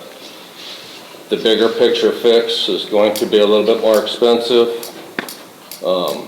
So what we've asked them to do is put a scope together of fees, engineering services, design, and bid package to put this all together to do the most appropriate fix, which would be driving pillars into the rock face, their I-beam, H-beam slotted pillars, and you slide in the pre-formed concrete walls, refill that material with proper fill, stabilize it, put the road back. So they're going to put a scope together of what all of those fees will incur. Send that over to us. We will bring that back to you for your approval. If you guys approve moving forward on whatever that cost ends up being, because we will need to also be asking for a budget adjustment to cover that. We won't have the funds for it. So provided you guys approve that, they will then get turning on that next step. Did they, I mean, is the road safe to travel? I mean, they feel that it's adequate. It's safe, as in it's not going to ultimately blow out. Okay. Anytime immediately soon, sort of like the Sunset did. Did they give a distance? They didn't really give a timeline. However, it's really not that safe because the amount that has slid, it's a pretty well, what's the distance section of road, like length? I mean, they had it listed in here as 40 feet. Okay. As far as what would structurally need to be engineered distance-wise, I don't know that yet. Okay. That's all part of what they'll put together and send over to us. Like I said, you guys approve that. We would at the same time be asking for a budget adjustment to cover that. Then we'd go out to bid and we would have a whole nother set of numbers to talk about. And then in our meeting we had this past week regarding this, and I said, someone's gonna bring it up, it's probably me, because I know citizens are gonna ask us, the Walton Boys, the Blue Crane, Runway Group, do they have interest in like helping us out financially? And haven't asked them. It's really not a Blue Crane. Their parking lot is way further down. Yeah, it's really not a Blue Crane issue as far as, yes, they have a property that they made some property swaps on, whatnot. It's technically a city residential lot that adjoins to that as well as POA land. Right-of-way The majority of the budding land would be POA. Maybe they would help us. Huh? Maybe they would help us financially. I don't know that they would help us financially. They'd probably say, take whatever space you need. Yeah, they might give us some right-of-way or something. Right. I definitely asked. There's also the potential of a power pole or two needing to be moved because those high voltage lines that run through there, we actually had to get the voltage and whatnot to do this study, and they weren't exactly able to drill right exactly where they wanted to because they had to maintain an arc distance from that drill. it would be the same scenario. We would need to have those lines moved, so there's, And that pole cost, was that what, 15,000-ish per the pole? last time we had them moved, when we built County Road, it was 15,000 a pole. That was Looking at in these two. when did we do County Road? 2018, 2019, 2018, I think? It's bound to be cheaper now. Yeah, It's always, certainly right? cheaper, right? So there's that scenario that they've asked. Chris, the engineer, was going to be reaching out to Carol. He's got the contact there. And kind of Minimal. coming up with that information. Larry? What's the line voltage that's running up there? Is that a Carroll Electric? Yeah, it's Carroll Electric. Is that a high power? Yeah, it's a high power transfer line. The main line along Olden Drive is a three-phase, and the voltage is 13,200 volts phase to phase and 7,620 volts phase to ground. I'm going to go ahead and ask, did they give you a ballpark figure on what to expect on this? No, that's one of the other things we asked for in this next scope is sort of engineering costs. Preliminary estimate or something? Engineered estimate, yeah. So does Terracon, do they do this kind of engineering as well? Yes, they're able to do all of it and actually as well be included in the oversight of the project if we say go. They will actually oversee it and do inspections at certain intervals. Depending on what we have to do is how we have to procure all those services, so. Correct. We can't really do design-build projects. No. So we have some legal limitations on just hiring these guys to take care of it. I mean, there's going to have to be some contractor specs. It's going to be expensive.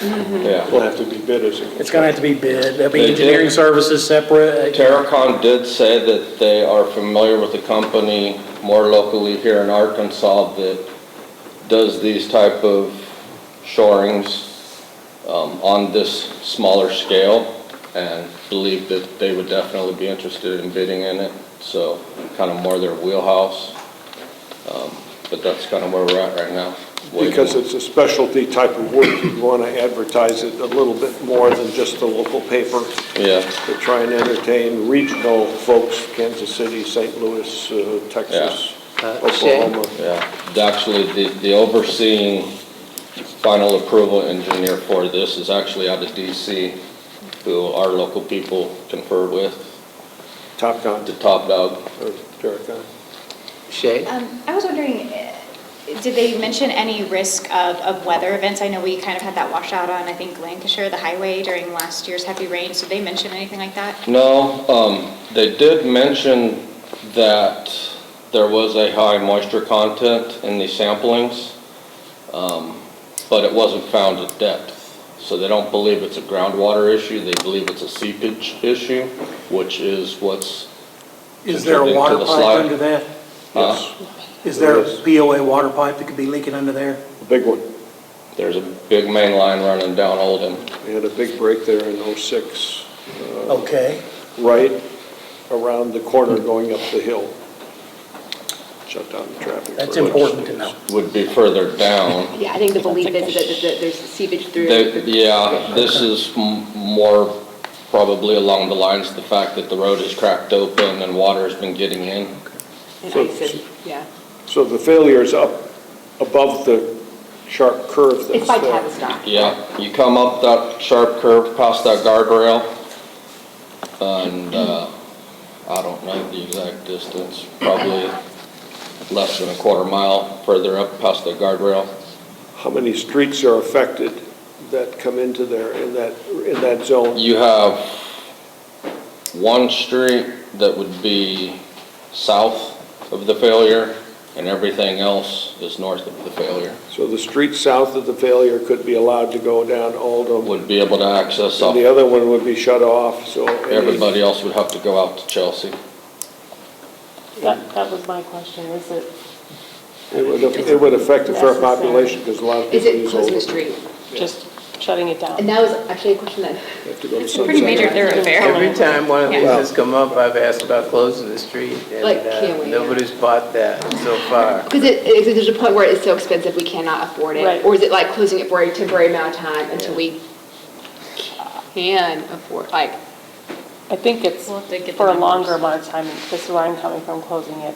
Now, I've driven the road, but I'm not as familiar with what the impact would be to the residents, which is very important, but If we closed it with no determined date of when it would be fixed or opened, you would not hear the end of it.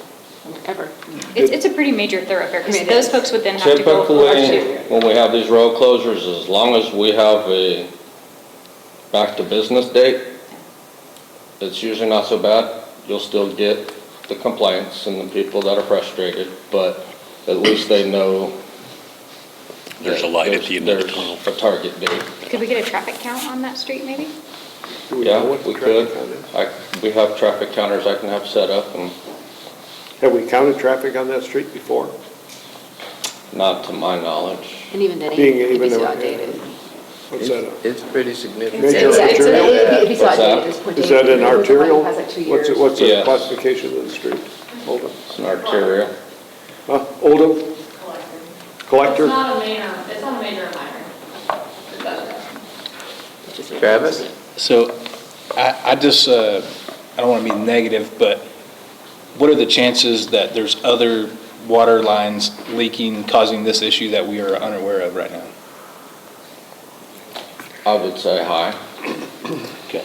The water lines around here are reaching their age limits as well, and they've actually asked us, to clue them in as much as we can, because they're trying to really track and It could be resolve very their water loss. important that when we investigate this more and to start disturbing that area, that we know before that water lines are damaged or leaking, lest we be the ones blamed for causing them to be damaged or leak. Right. And another reason why that's critical is if a utility of some sort has that water line under there and it has damaged our road to the tune of many hundreds of thousands of dollars, then there could be liability there. As an example, if it's an AC pipe, which a lot of water mains in Bella Vista are asbestos cement, because of the pressure. At the time, it was a desirable design selection of materials, an alternative selection. And so the result of that is that they've learned over the years that this pipe material may weep, not will, but may. And so I mean, we it's can ask possible. POA to perform a leak test on that line. It's hard to fix a leak when it's under the road too. It's hard to see the leak. Leaks It's hard don't to show up fix- very well, they It's go hard to down. fix the leak if it's, most cities didn't build a. Something's gonna have to be dug up, and everybody's gonna need to be present when it happens, and all that. You understand what I'm saying? One thing to maybe ask is, could they do a pressure test or a leak test on that line, isolate it and do a Yeah. leak test?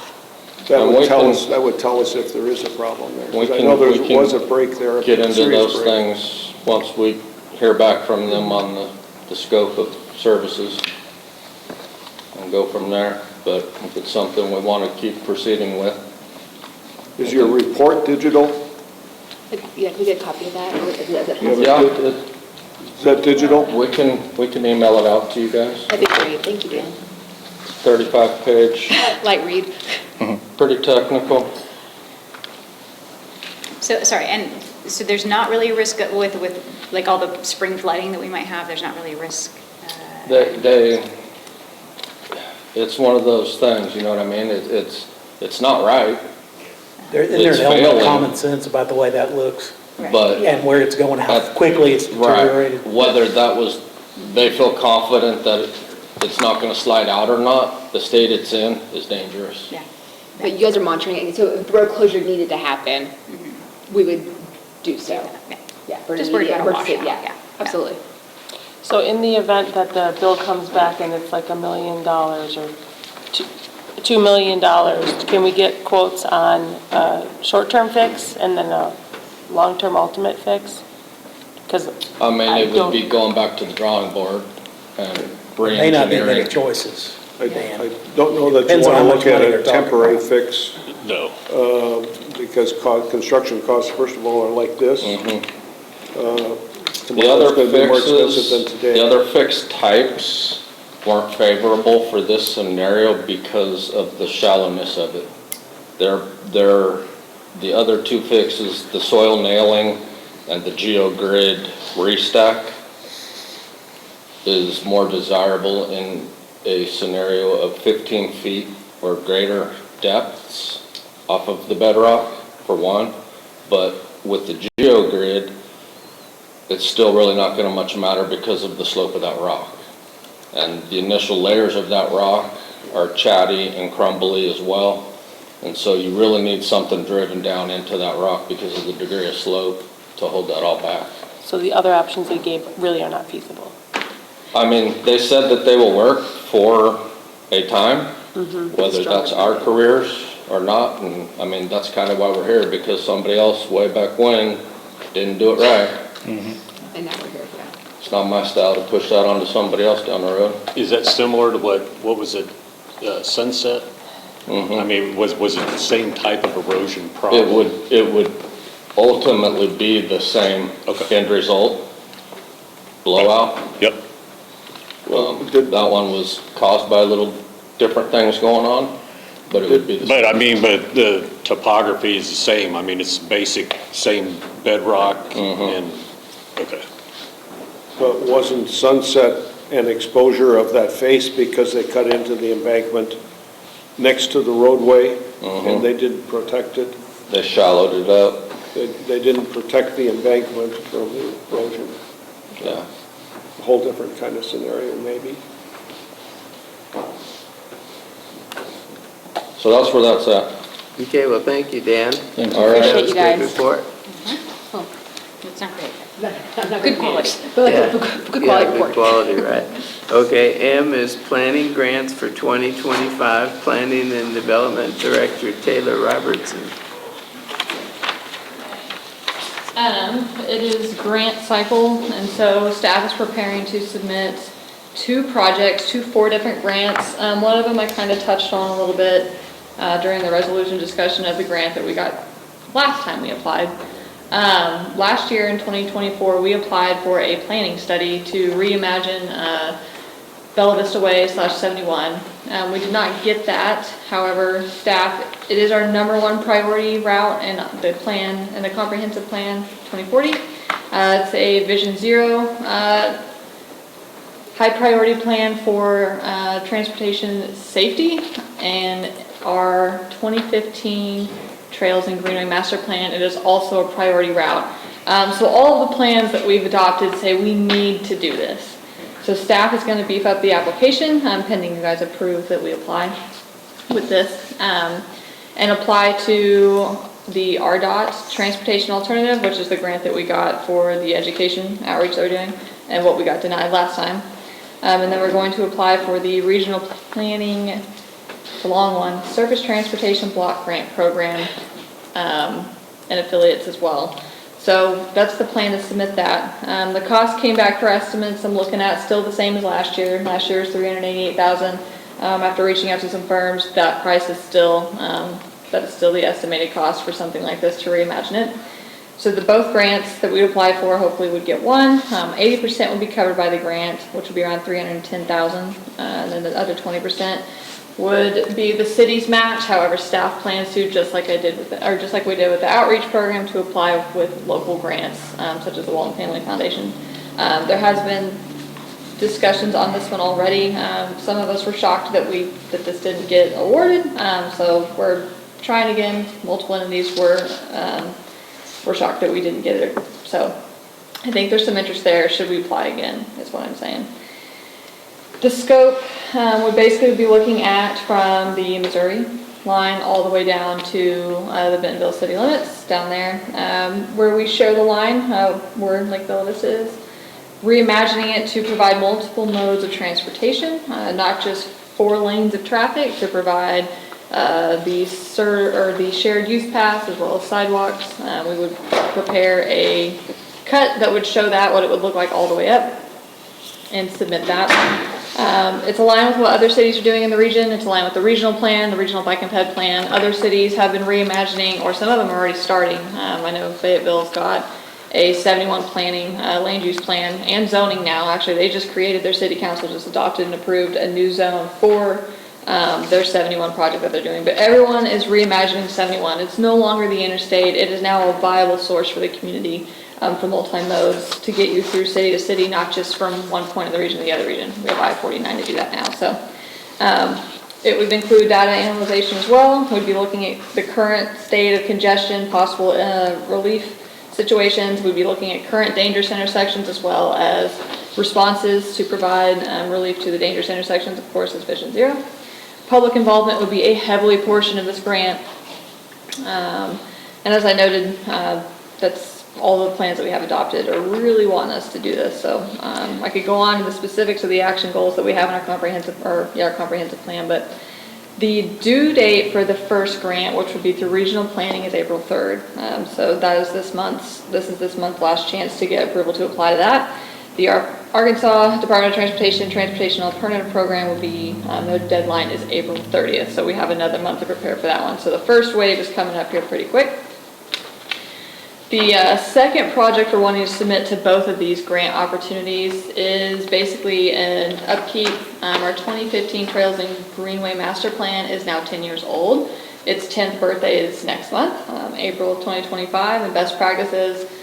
Our adopted plans can be updated every 5 to 10 years to ensure that they're living, breathing, and representative of the current, demographics, population of Bella Vista. Especially here, so much has changed in the last 10 years. We need to make sure that our plans that are telling your staff what to do, that are supposed to be guiding the decisions of your appointed officials, such as the Planning Commission, Board of Zoning Adjustments, and then of course all the other committees that we have that are created now, like the Active Transportation Advisory Board, are aligned with what the people that live here want, as well as in taking into account regional goals as well. This year, 2025, Northwest Arkansas Regional Planning Commission is updating the regional bike and pedestrian plan that this 2015 plan was created off of 10 years ago. So since that's being updated, that will also be a drive to make sure that ours needs to be updated. So the plan that it was created from is now changing. It needs to be updated to include that, as well as representing the public. So, any questions? Larry? Yeah. So I've got a little more left. Okay. Let me just finish this one. Okay. So the cost of this one would be $200,000, and of course we'd be applying for 80%. Would be $160,000 would be covered by TAP and or NWA RPC. 20% would be expected to be covered by the city. However, again, staff plans to apply for local private grants to cover that 20%. Now, you can take questions from there. So my question is, you mentioned, you kind of slid right through it, is to reduce the traffic laneage for vehicles from 4 lanes down to 2 lanes. Is that correct? I did not say that. I said it is a 4-lane only vehicular passage right now. It needs to provide all modes of transportation per our adopted plans. And I don't disagree with that, but I think 71 is no longer a U.S. highway in terms of its function. It's really a local corridor for us, but it's really a connector between the folks who live and work who live in Bella Vista but work elsewhere to the south. It's also a major corridor for those who take children to Cooper School. They don't all come the back way, because there aren't many back ways there, but there are back ways. But once they leave and drop the children off, then they head to 71 South and they become a part of the southbound traffic from Mercy Way. So it's a critical corridor for us, and I would really, my view would be that we not at all compromise the vehicle travel capacity on that section. In other words, just adding, reducing the speed limit. It's not doing any of that. Not reducing the speed limit, not reducing the laneage, because it's critical for us. Yeah. Yeah, and that's what, I remember your comments from last year, whenever we talked about it and they got authorized to apply. But this is just a planning study, this isn't a construction grant or anything, we're not applying for that, we're looking for I feasibility. realize that, but I think that's one of the parameters that we need to preserve that 4-lane. And I Well, they're don't, gonna ride bikes on it regardless, so if we make it safer. the idea is that adding additional laneage, that would be separate from being on a highway with The vehicles point going would be to 55 miles provide an hour. multiple modes of transportation, so that way the people, one, that want to ride their bike no longer need to drive, they can ride their bike on the shared use path, and then the bikes that are already riding on that dangerous intersection gets them off that and reduces congestion, so we're looking at least 2 ways of reducing that. And actually making it better for everybody.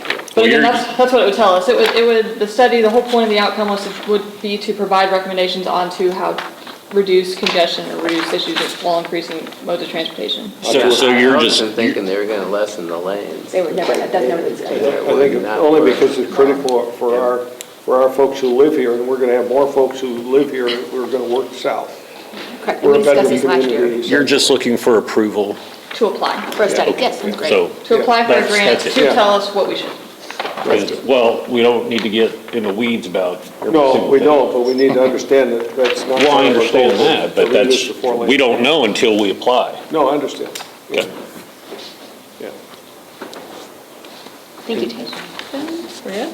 I did want to mention one thing, because I think we got back to Travis, but Travis, it reminded me when he talked about going to Cooper School. Travis was talking about the left turn, you're heading south, and the left, he even sent pictures, and the left turn where you're going on the Mercy Way, how it gets blocked up in the morning. Every day, yeah. And so we did contact RDOT right away. And as I suspected, they shot us down on the being able to turn and yield.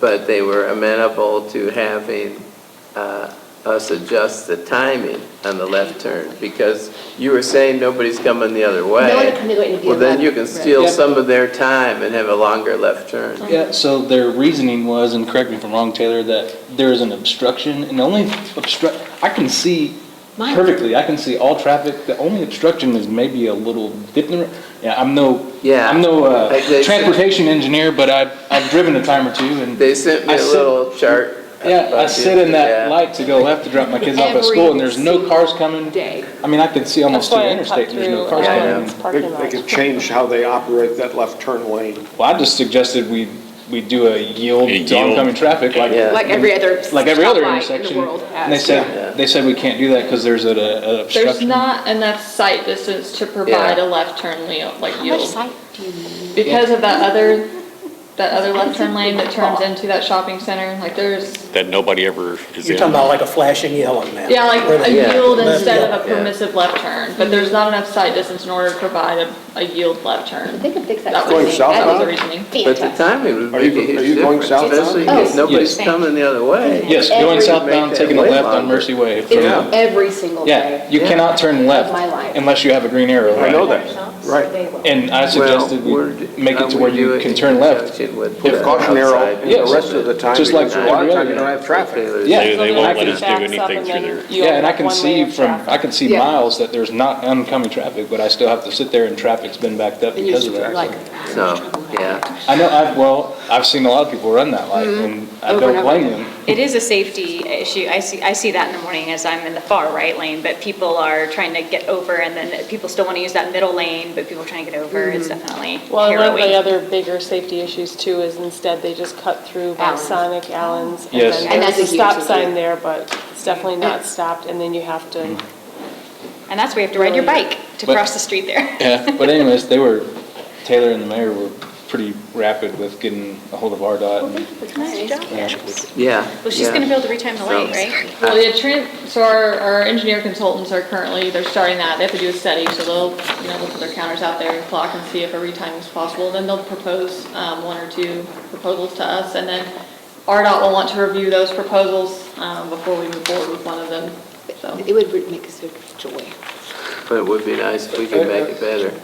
I have a question Larry? for Karen. Are we responsible for all the signal lights on 71?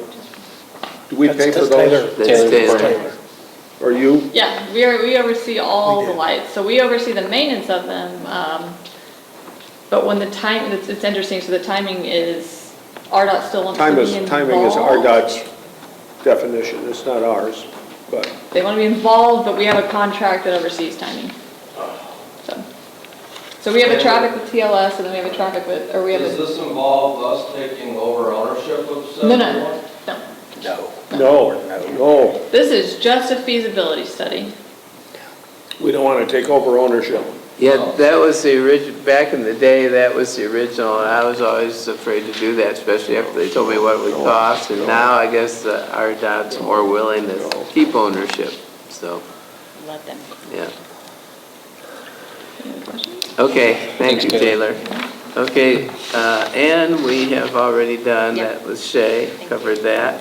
O is extended work session, Councilmember Craig Honchel. Oh, we didn't do N. Thank you. Well, Shay brought it up before. Yeah.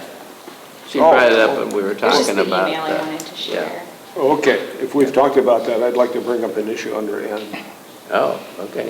And the issue is, my rumor mill says that we're not doing some of the things we said we were supposed to do under the ordinance for new construction, and that is that if there's a two-bedroom septic and they're building a house that has a potential third room in it that can be a bedroom, that we then put a sticker on the electrical box in the house that says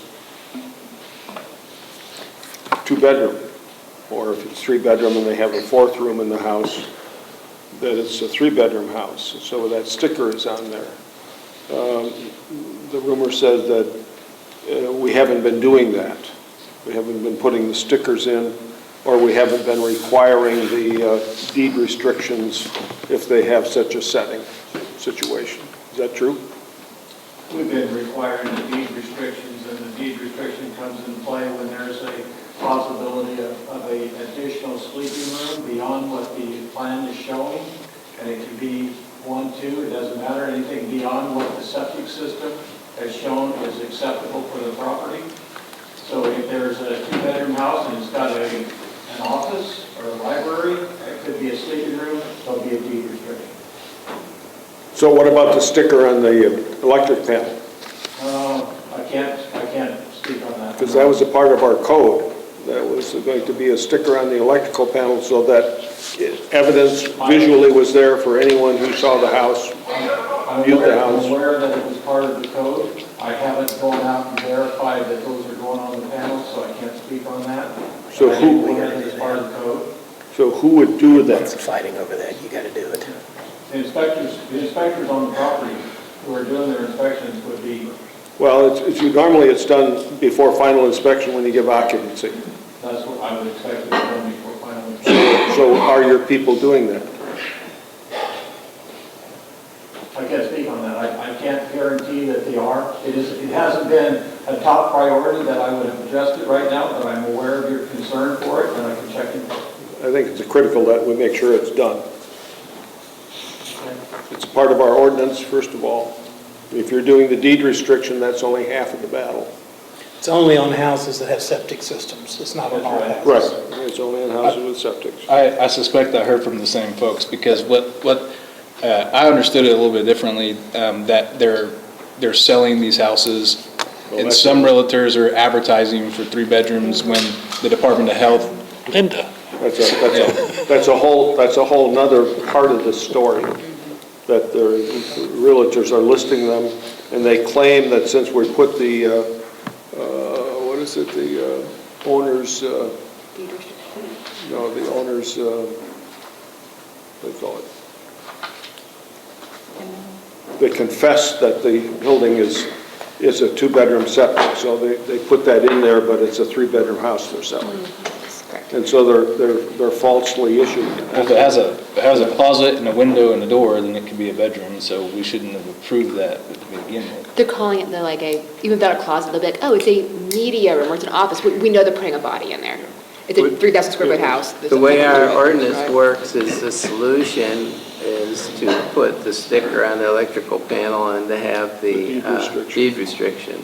But we don't regulate sellers, the realtors? We have not to date, but my question is, do we need to start? It's against the state code, clearly, but nobody has picked up the ball on that issue. Would that be a new word? What state code are you talking about, Larry? That it violates? Septic code. The marketing real estate marketing practices? Of how they're listed? The state code says if it's a 2-bedroom septic, it's a 2-bedroom house. But they're selling them. I don't know. Listing them and selling them as a 3-bedroom, and they acknowledge that, yeah, my septic is only 2-bedroom. My experience with that is when I first came down here, and my background is that we lived on septic systems where I came from. So I had some information about it, and I bought a 3-bedroom house that had a 2-bedroom septic.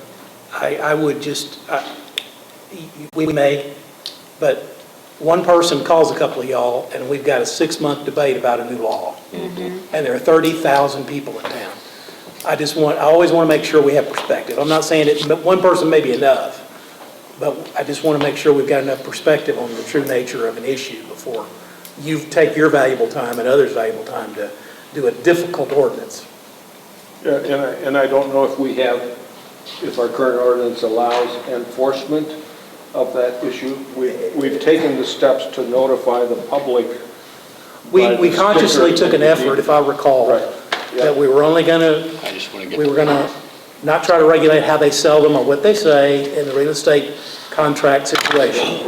We wanted people to have information. So we wanted, and if they were going to, we wanted to stop people from bringing back a set of plans and marking a bedroom a study and saying, oh, look, it doesn't have that bedroom now, so it matches the permit.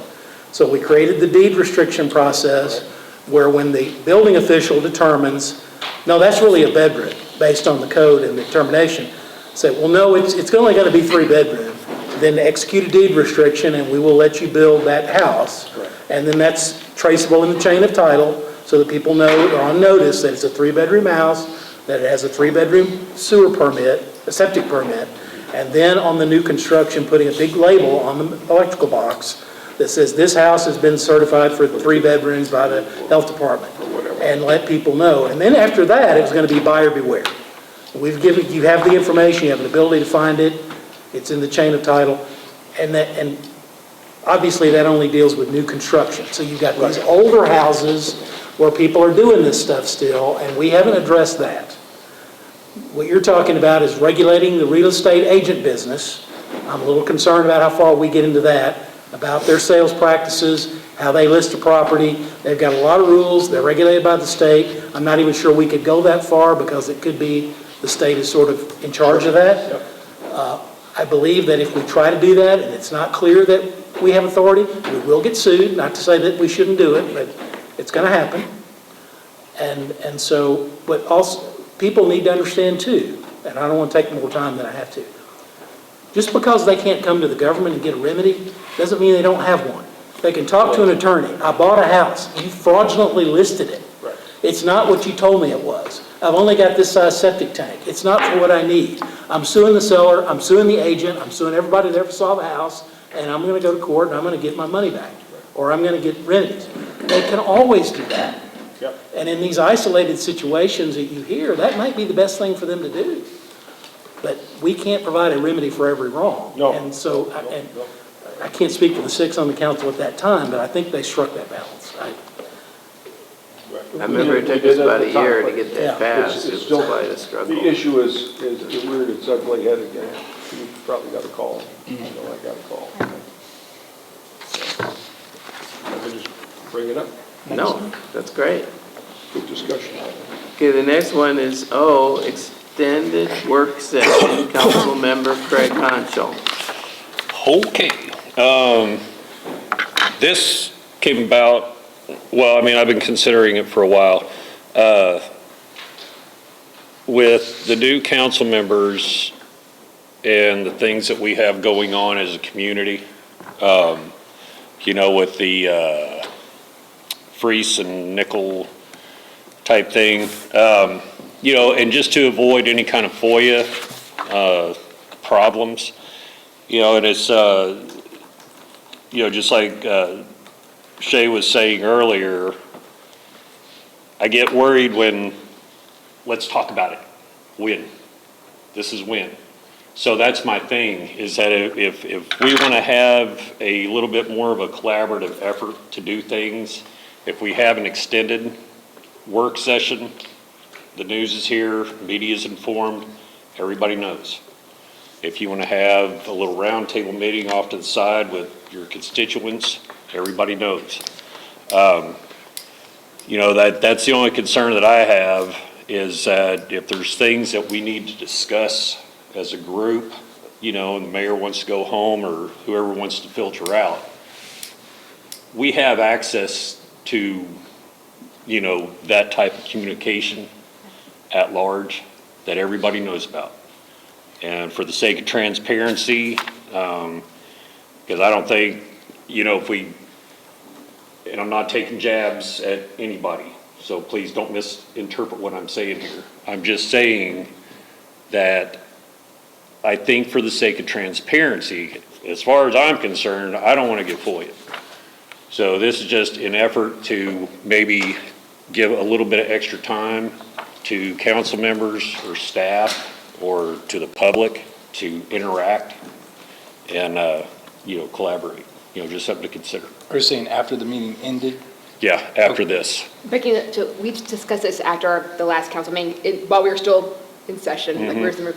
And my kind of thought was like, hey, in the art of collaboration, because I know there might be, like you and Shay have a special interest in the fire department and those sort of things. You guys collaborate on something for that in a space where you could break off into a small group. If Larry and I wanted to work on something together, we had a joint interest in like septic and water, and like trying to figure out, hey, I think you're interested in this. I think I am too. Let's talk. Being able to break off into a smaller group, because sometimes not having all 6 of us working out something is probably best at once. But coming together and not reinventing the wheel, it could maybe like, I know when the STR thing back in 2022 was going on, we had all these different versions. And I feel like maybe we could have eliminated having 3 separate versions come before council. You're duplicating a lot. If they had a chance to collaborate. And like, hey, I love the pieces that you have there.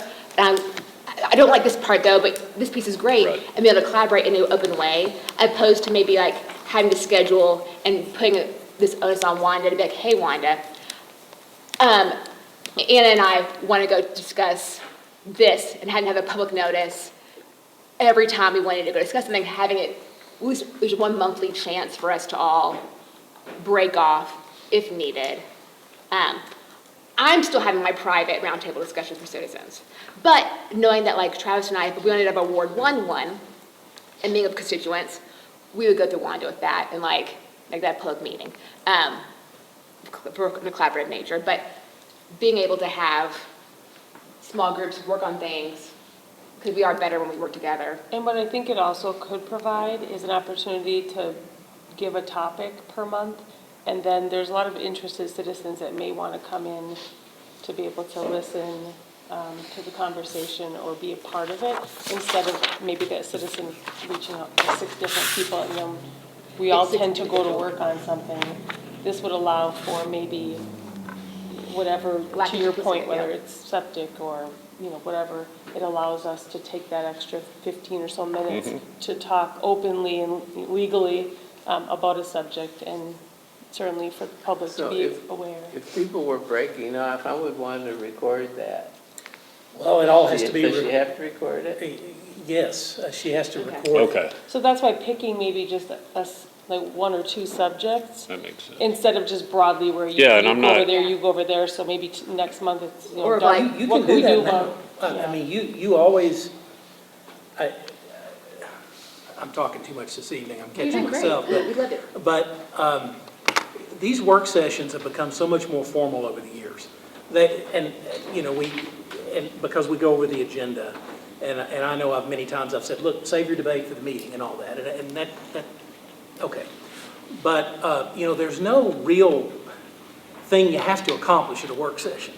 It's just we're notifying the public, we're gonna get together and work on stuff and look at next week's agenda and talk about what we need to talk about.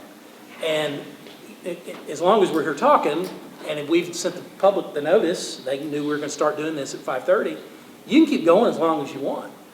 It's just kind of what you would prefer to us put maybe on these discussion items, or even, I mean, you could have, you know, you want to have a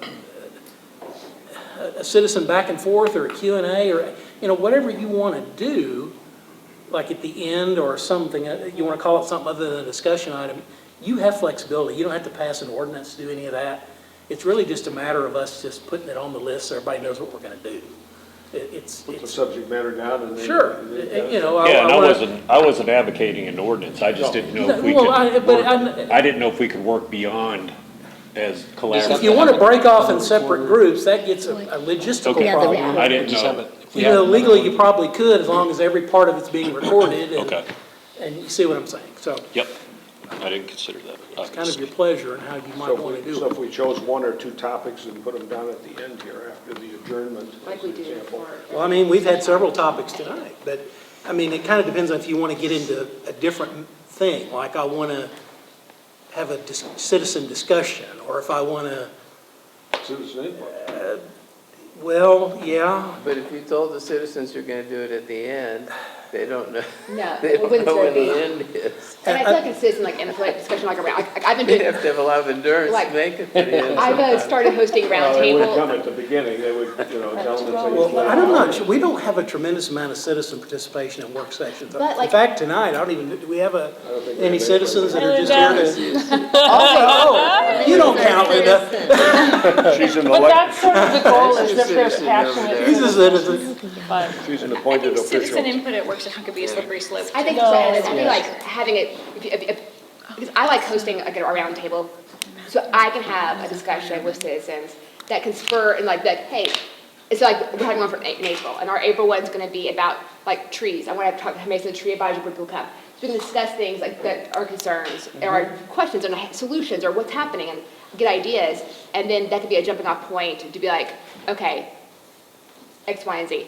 I welcome everybody to have whatever communication you like to, on your own in that regard. It's been good turnout, it's been good, positively received, but making sure that like it's not for everybody to come to.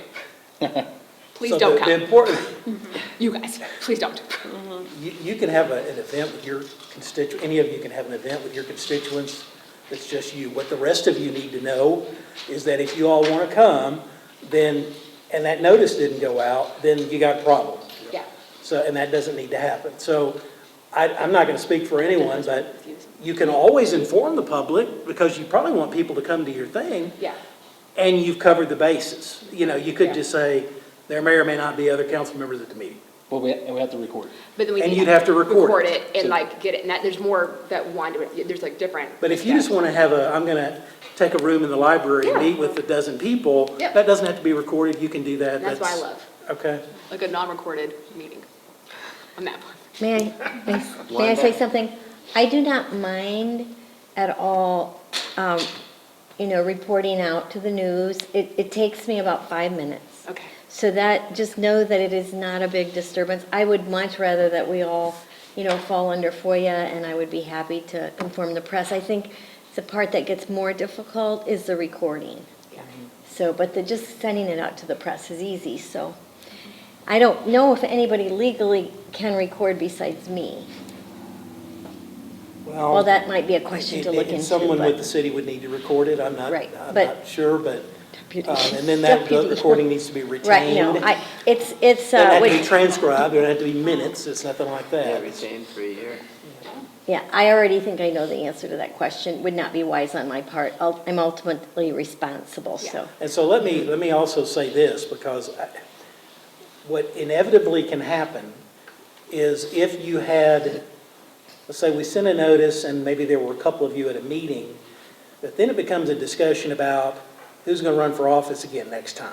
Oh, yeah, it's different. Now we've got a different kind of problem. Yeah. We've got a problem about city resources, official activities as relates to campaign activities.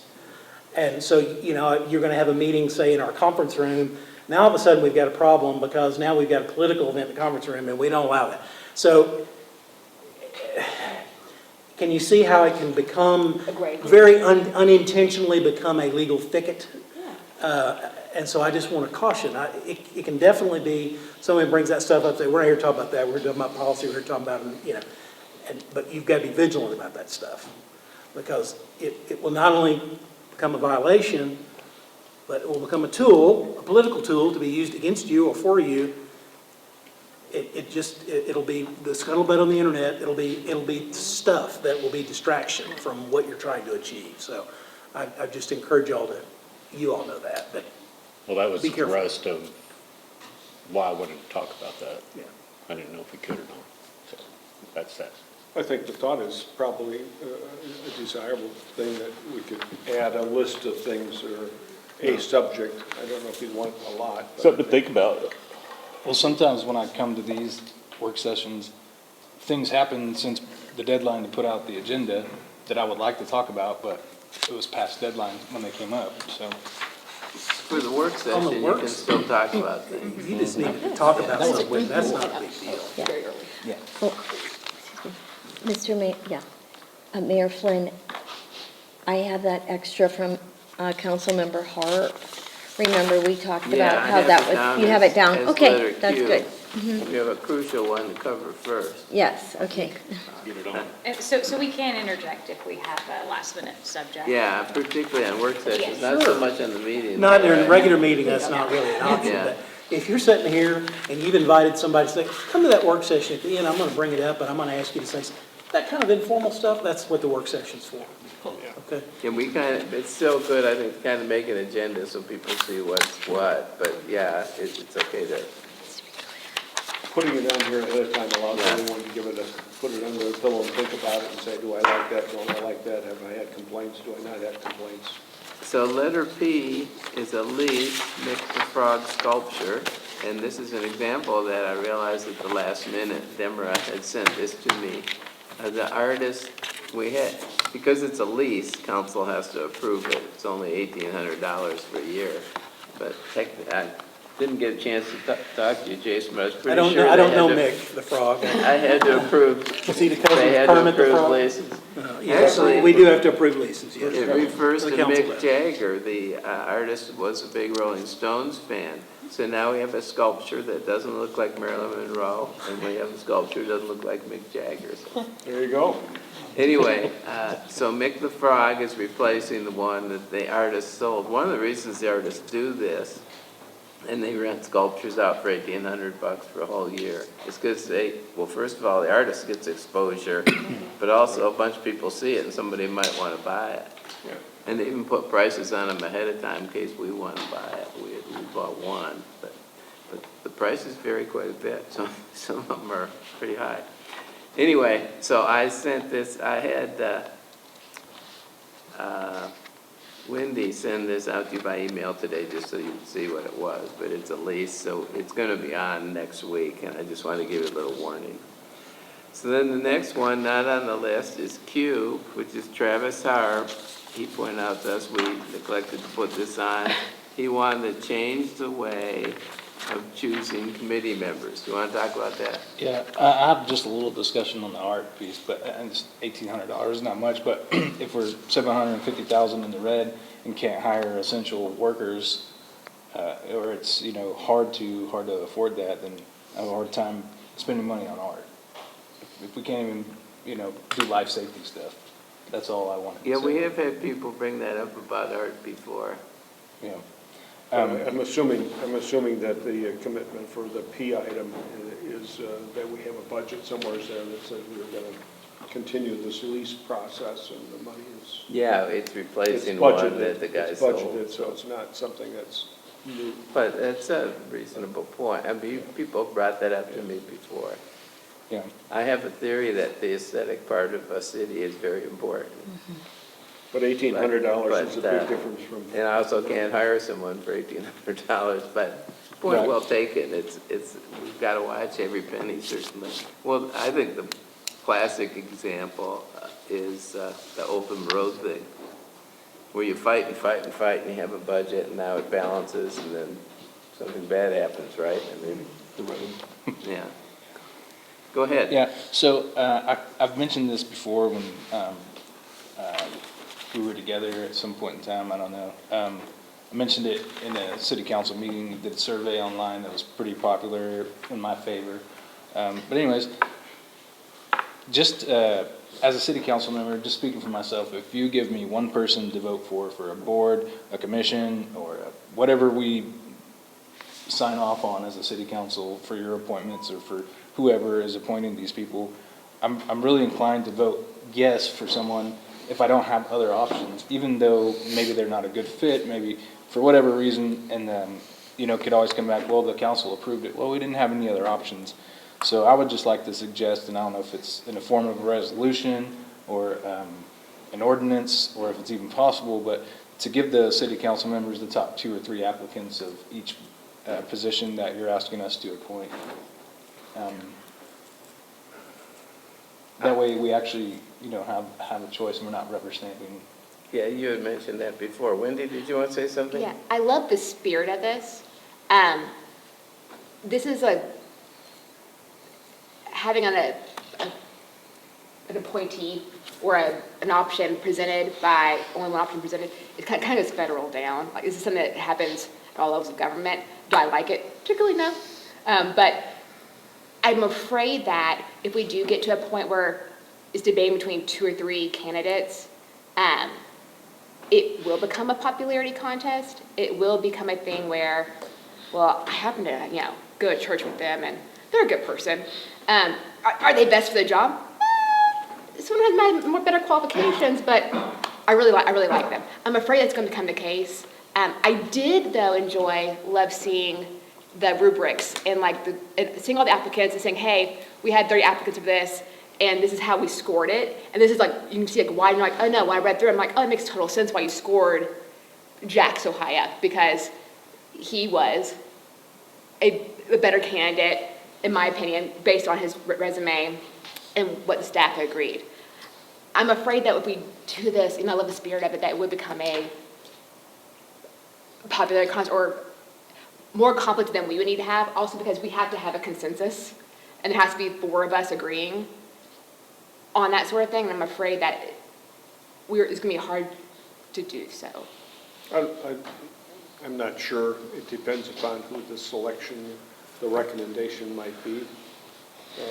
Are you saying that if there are 5 candidates, as an example, who apply, you got one position to fill, that they give you the first and second choice? Yes. Is what you're asking for? Yes. So their ranking of the first and second.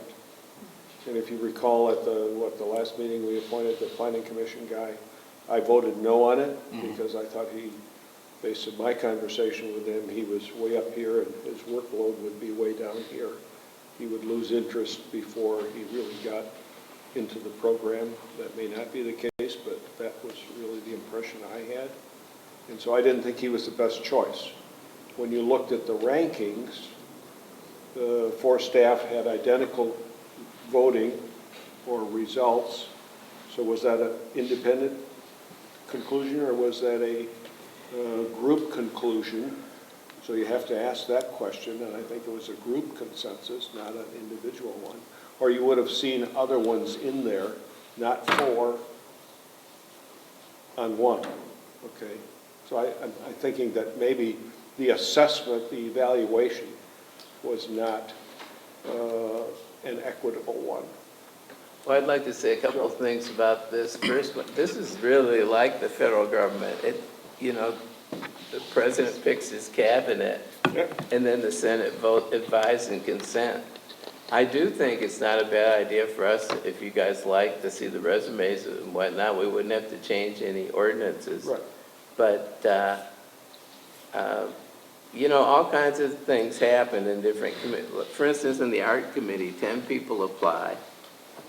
So Deborah knows, and the other people in the committee have an idea what kind of person they want, what kind of qualities. That they need. Which you guys don't.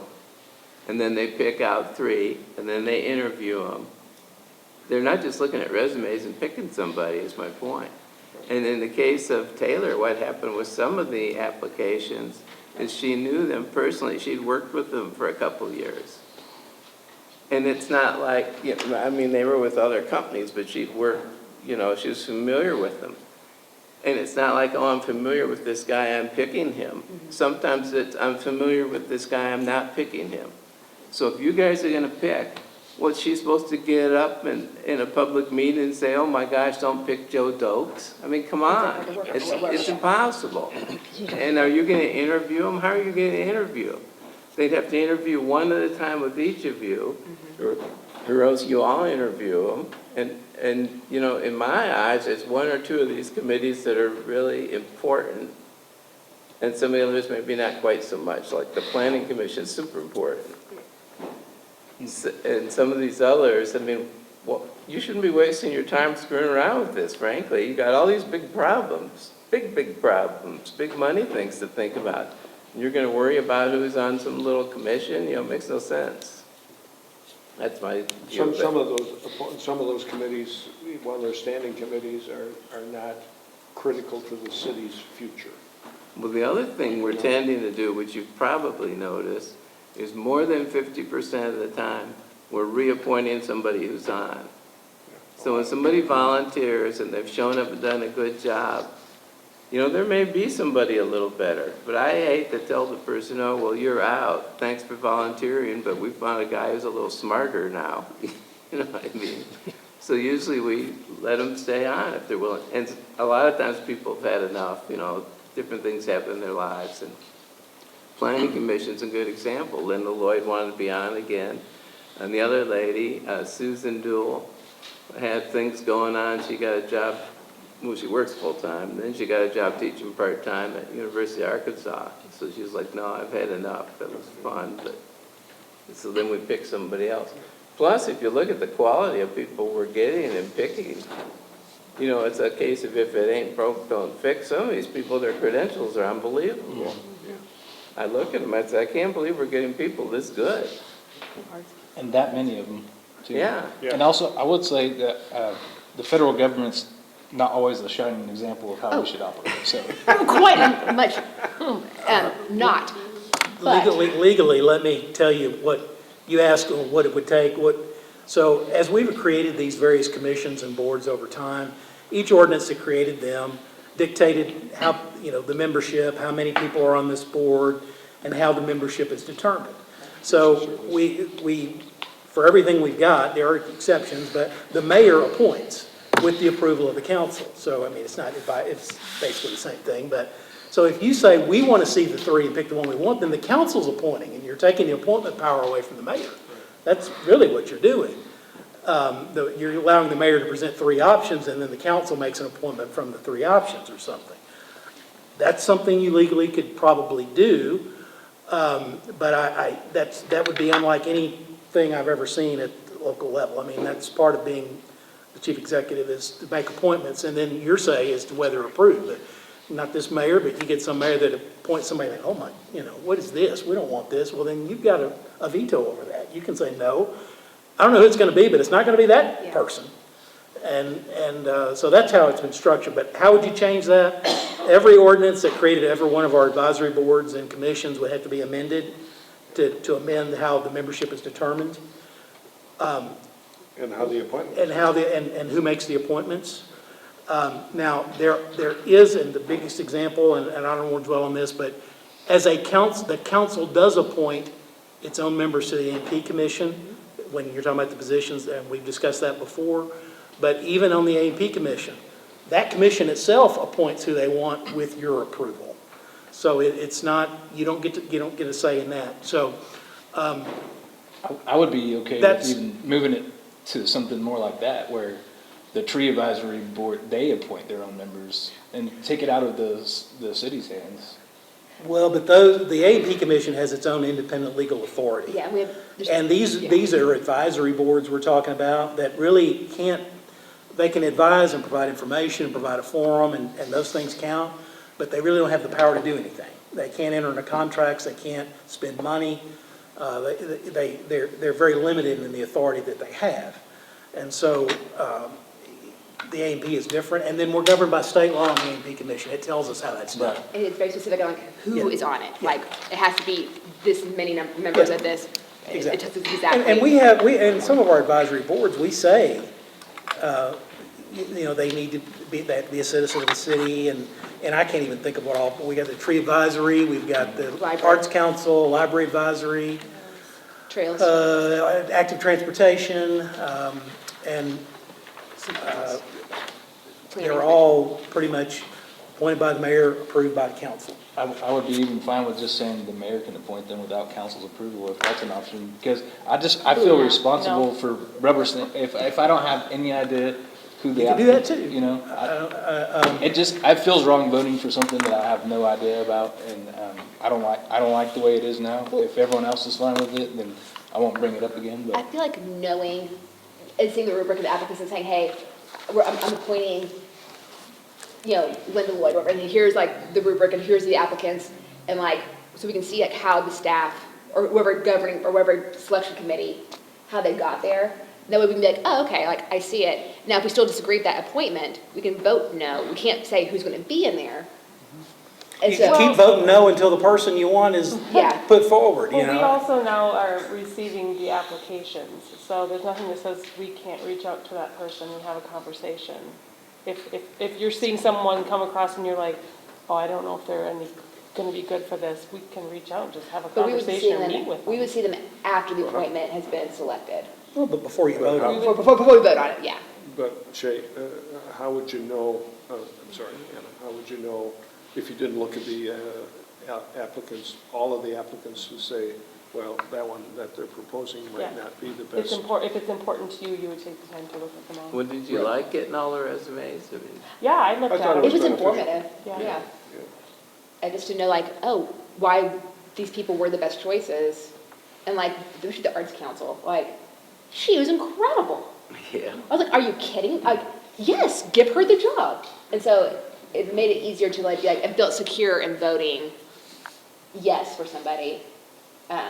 But there were other people that were Also phenomenal. impressive, so it's Right. like, well, There were a lot of them in that Yes. arts committee that could fill that bill. Absolutely, the knowing that when they selected, I was like, oh, I feel like absolutely, this is a great person for this position. Yes, I feel comfortable voting for this person. Well, it sounds like from talking to you guys, I don't have a lot of support on this, so. I think the spirit of it is beautiful. I love the spirit of it, Well, it changes our whole process, Travis, is what it really does. which isn't a bad And thing. it takes away the authority of the mayor, who is the chief executive officer.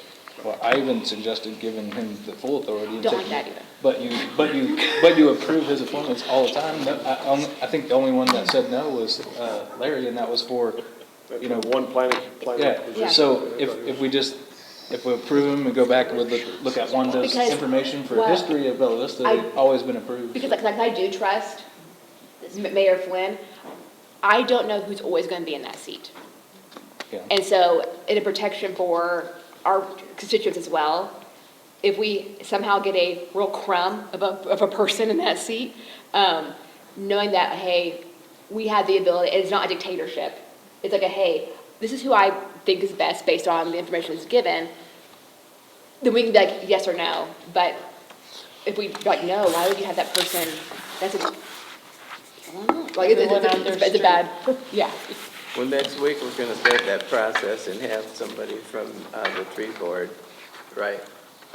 Yeah, somebody from the tree board, Mike Abb, come speak about Yeah. what the tree board's doing. I think it's fantastic. I was going to try and start with some of the ones that Yeah.